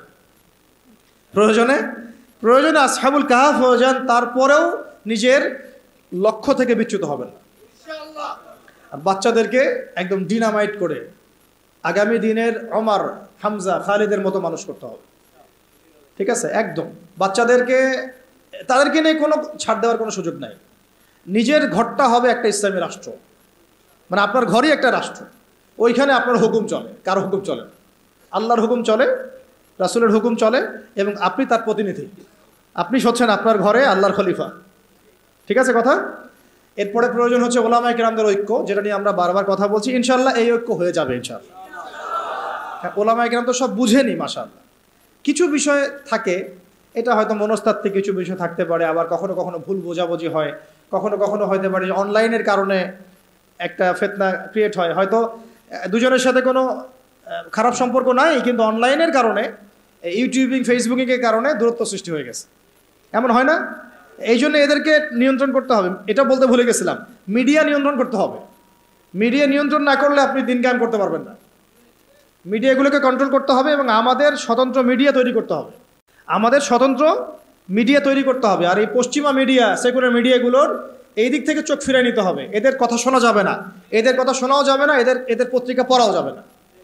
ও কি লেখে লিখুক, বরং ওটাকে কিভাবে ব্যান করা লাগে, বয়কট করা লাগে, আর এর বিকল্প কিভাবে পত্রিকা তৈরি করতে হয়, মিডিয়া তৈরি করতে হয়, এই ফিকির আমাদেরকে করতে হবে। মিডিয়া একটা যুদ্ধ, এখন মিডিয়া কি একটা যুদ্ধ। এই বাংলাদেশে এই হাজার হাজার ওলামায়ে কেরামের এই মাজলুমিয়াতের পিছনে দায়ী হচ্ছে প্রথম আলো ডেইলি স্টার, কিন্তু আমরা ওদেরকে বন্ধ করতে পারলাম। এই যে বললাম যে ওই পর্যায় পর্যন্ত না গেলে আপনি এটা করতেও পারবেন না। পারবেন একা একা যদি আমি ওখানে গিয়ে মিছিল করি, ও কি বন্ধ হবে? ভাঙচুর করলে দেখবেন ওর প্রতি আবার সিম্প্যাথি তৈরি হবে। আহারে বেচারাকে এইভাবে মাইট দিল, ওর অধিকার নিশ্চিত করার জন্য দেখা যাবে 10 প্লাটুন বিজিবি মোতায়েন করে দিচ্ছে। তখন আপনি কি করবেন? তো এটা আমাদেরকে ওই পর্যায়ে গিয়ে করতে হবে। আল্লাহ পাক আমাদেরকে করার তৌফিক দান করেন। আর আপাতত আমাদেরকে বিকল্প মিডিয়া তৈরি করতে হবে এবং ওদের এইসব প্রোপাগান্ডায় কোনোভাবেই কান দেওয়া যাবে না। এইসব সেকুলার মিডিয়াগুলোর প্রোপাগান্ডায় কোনোভাবেই কান দেওয়া যাবে না। ওয়াল্লাহি এরা মিথ্যা কথা বলে, ওয়াল্লাহি এরা মিথ্যা কথা বলে, ওয়াল্লাহি এরা মিথ্যা কথা বলে। এরা মিথ্যাচার করে, ওলামায়ে কেরামের চরিত্র হনন করে। এরা ইসলামকে জঙ্গিবাদের ধর্ম বানাইছে, নাউজুবিল্লাহ। এরা ইসলামকে সন্ত্রাসী হিসেবে উপস্থাপন করছে। এরা বহু মাজলুমের গুমের কারণ, জেলে যাওয়ার কারণ, কেস লড়ার কারণ এই মিডিয়াগুলাই। অতএব এদের থেকে আপনাদেরকে মুখকে ফিরে নিতে হবে। এটা ইমানের দাবি আমাদের। ঠিক যেমন বললাম যে কাদিয়ানি পণ্য আপনি ব্যবহার করবেন না, কেন করবেন না? এটা আপনার ইমানের দাবি। সে আল্লাহর নবীর পরে নবুয়ত দাবি করেছে, আমি তার উম্মত, আমি তার পণ্য ব্যবহার করতে পারি না। ঠিক একইভাবে এরা ইসলামের বিরুদ্ধাচরণ করছে, ইসলামকে গালি দিচ্ছে, ওলামায়ে কেরামের চরিত্র হনন করছে, আমার দিনকে কটূক্তি করছে। আমি এসব পত্রিকা ধার কাছেও যাব না, প্রয়োজনে ওখানে চাকরিও করব না, ওটা বিক্রিও করব না, ওটা দোকানে রাখবও না। এরকম নিয়ত থাকতে হবে কঠোর। দেখবেন আস্তে আস্তে যখন এগুলা ব্যবসা বন্ধ হয়ে যাবে না, লেজ গুড়ায় পালায় যাবে। এগুলো ব্যবসা যদি বন্ধ হয়ে যায় না, লেজ গুড়ায় ঠিকই পালায় যাবে। ব্যবসা করতে পারে বলেই তো আমরা দেখতেছি ওরা আমাদের সমাজের মধ্যে এরকম লাভঝাপ করতেছে। টাকা না থাকলে কিছুই করতে পারতো না। আল্লাহ পাক আমাদের বোঝার তৌফিক দান করে। কোথায় ছিলাম জানি? আমাদের বাচ্চাদেরকে মানুষ করবেন, ঠিক আছে? জি হ্যাঁ, ফ্যামিলি হবে এক একটা খিলাফার কেন্দ্রবিন্দু আর কি। আর ওলামায়ে কেরামদের মধ্যে ঐক্য বজায় রাখাটা খুব জরুরি। আপনারা ওলামায়ে কেরামদের অভ্যন্তরীণ বিষয়গুলোকে তাদের মধ্যে ছেড়ে দিবেন, নিজেরা এগুলো নিয়ে কোনো লেখালেখি করবেন না, কোনো রকমের লাইভ ভিডিও এগুলো করতে যাবেন না। ওলামায়ে কেরাম জানেন কিভাবে কাজ করতে হয়, ঠিক আছে? এবং কিভাবে সামনে আগামীর বাংলাদেশকে নেতৃত্ব দেওয়া লাগবে তার রূপরেখা তারা অলরেডি রেডি করেছেন, আলহামদুলিল্লাহ। এবং তাদের মধ্যে ইউনিটি এটা চলে আসা আমি বললাম সময়ের ব্যাপার, একটা ঘটনার ব্যাপার। ইনশাল্লাহ কোনো একটা ঘটনাকে কেন্দ্র করেই দেখবেন যে হয়ে গেছে ইনশাল্লাহ। আর আরেকটা বিষয় বলি, ঐক্য বলতে আমরা অনেকে বুঝি কি যে একেবারে মনে হয় 10 কোটিকে এক জায়গায় আসতে হবে। ঐক্য কিন্তু এটার নামও নয়। সবার সাথে কিন্তু ঐক্য হবে না। আমাদের ঐক্য দরকার তাওহীদপন্থীদের, আহলে সুন্নাহ ওয়াল জামাআর আকীদাভুক্ত যারা, তাদের মধ্যে ঐক্য দরকার। বাতিল আকীদার সাথে ঐক্য হবে না কখনো। বাতিল আকীদার সাথে আমরা তো মসজিদেই এক হতে পারি নাই, রাষ্ট্র ব্যবস্থায় এক হবো কিভাবে? বুঝতে পারছেন না কথা? আমরা আহলে সুন্নাহ ওয়াল জামাআর মধ্যে যারা আছি, এই ওলামায়ে কেরাম, মুহাক্কিক ওলামায়ে কেরাম এবং তাদের যে সংগঠন, তাদের যে অ্যাসোসিয়েশনগুলো আছে, এগুলোর মধ্যে ঐক্য হয়ে যাবে ইনশাআল্লাহ। এবং এই ঐক্য যথেষ্ট বাংলাদেশকে শাসন করার জন্য। বাকিদের আমাদের প্রয়োজনও নাই। তারা যদি ভালো ভালো আমাদের সাথে আহলে সুন্নাহ ওয়াল জামাআর আকীদায় আসে এবং আমাদের সাথে কাঁধে কাঁধ মিলিয়ে এই লড়াইয়ে শরিক হয়, তাহলে আলহামদুলিল্লাহ ভালো। যদি তারা নাও আসে, তুচ্ছ তাচ্ছিল্য করে, আমাদেরকে অবজ্ঞাও করে, তবুও কিছুই যায় আসবে না ইনশাআল্লাহ। কেন দেখবেন আরব বিশ্বে শত শত দল আছে এবং এমন এমন রাষ্ট্র আছে যেগুলো অনেক বেশি শক্তিশালী, পারমাণবিক ক্ষেপণাস্ত্রপ্রাপ্ত। তাই সবাইকে নিয়ে সব কাজ হয় না, আল্লাহ সবাইকে কবুল করেন না। তা আমাদের জরুরত নাই যে সবাইকেই আমাদেরকে একসাথে নিয়েই তারপরে আগাইতে হবে, নট নেসেসারি, এবং এটা হবেও না। ঐক্য এভাবে হয় না। ঐক্য হবে হকপন্থী মানুষদের মধ্যে। হকপন্থী মানুষদের মধ্যে যেন বিভক্তি না হয়, এইটা হবে আমাদের একটা উদ্দেশ্য আর কি। আমরা যেন এটাকে না বাড়াই, মানে বিভক্তি আর না বাড়াই। আর আল্লাহর ওয়াস্তে ওলামায়ে কেরামদেরকে আমি আমার পক্ষ থেকে আর কি, আমার জায়গা থেকে বিনয়ের সাথে এটা আর কি মাশওয়ারা বলেন, ছোট ভাই হিসেবে পরামর্শই বলেন, আমরা যদি তাগুতকে, ফ্যাসিস্টদেরকে আরও একবার চান্স দেই, আমি আপনাদেরকে এনশিওর করতেছি না থাকবে আমাদের দেহ আর না থাকবে আমাদের কল্যাণ। অতএব বৃহত্তর স্বার্থে এখন আমাদের সমস্ত ক্ষুদ্রতর স্বার্থগুলা বিসর্জন দেওয়া লাগে। আল্লাহ পাক আমাদের সবাইকে তৌফিক দান করবেন। আর এর সাথে লাগবে আপনাদের এই তরুণ প্রজন্মের একটা সাহসী ঈমানদীপ্ত অবস্থান। আমরা ওলামায়ে কেরামদের সাথে আপনাদেরকে পাশে চাই। আমরা সবাই আমাদের যার যার জান মাল সময় শ্রম দিয়ে আল্লাহর রাস্তার দাওয়াতে থাকবো, আল্লাহর পথে জিহাদে থাকবো ইনশাআল্লাহ। যতদিন পর্যন্ত বাংলাদেশে ইসলামী খেলাফা কায়েম হয় নাই, শরিয়া কায়েম হয় নাই, আমরা ততদিন পর্যন্ত হাল ছাড়বো না ইনশাআল্লাহ। ততদিন পর্যন্ত আমরা কোনো অবস্থাতেই ক্ষান্ত হব না ইনশাআল্লাহ। আর যদি ইনশাআল্লাহ হয়েও যায়, তারপরেও আমাদের কাজ শেষ হয়ে যাবে না, বরং কাজ তখন থেকে শুরু হবে ইনশাআল্লাহ। আল্লাহ পাক আমাদের সবাইকে ওই কাফেলায় শরীক হওয়ার তৌফিক দান করেন এবং এই মোবারক কাফেলায় আমাকে, আপনাকে, আমার সন্তানকে, আপনার সন্তানকে, আমাদের উলামায়ে কেরামদেরকে আল্লাহ পাক সুস্থতার সাথে, আফিয়াতের সাথে, নিরাপত্তার সাথে অংশগ্রহণ করার, জুড়ে থাকার, লেগে থাকার তৌফিক দান করেন।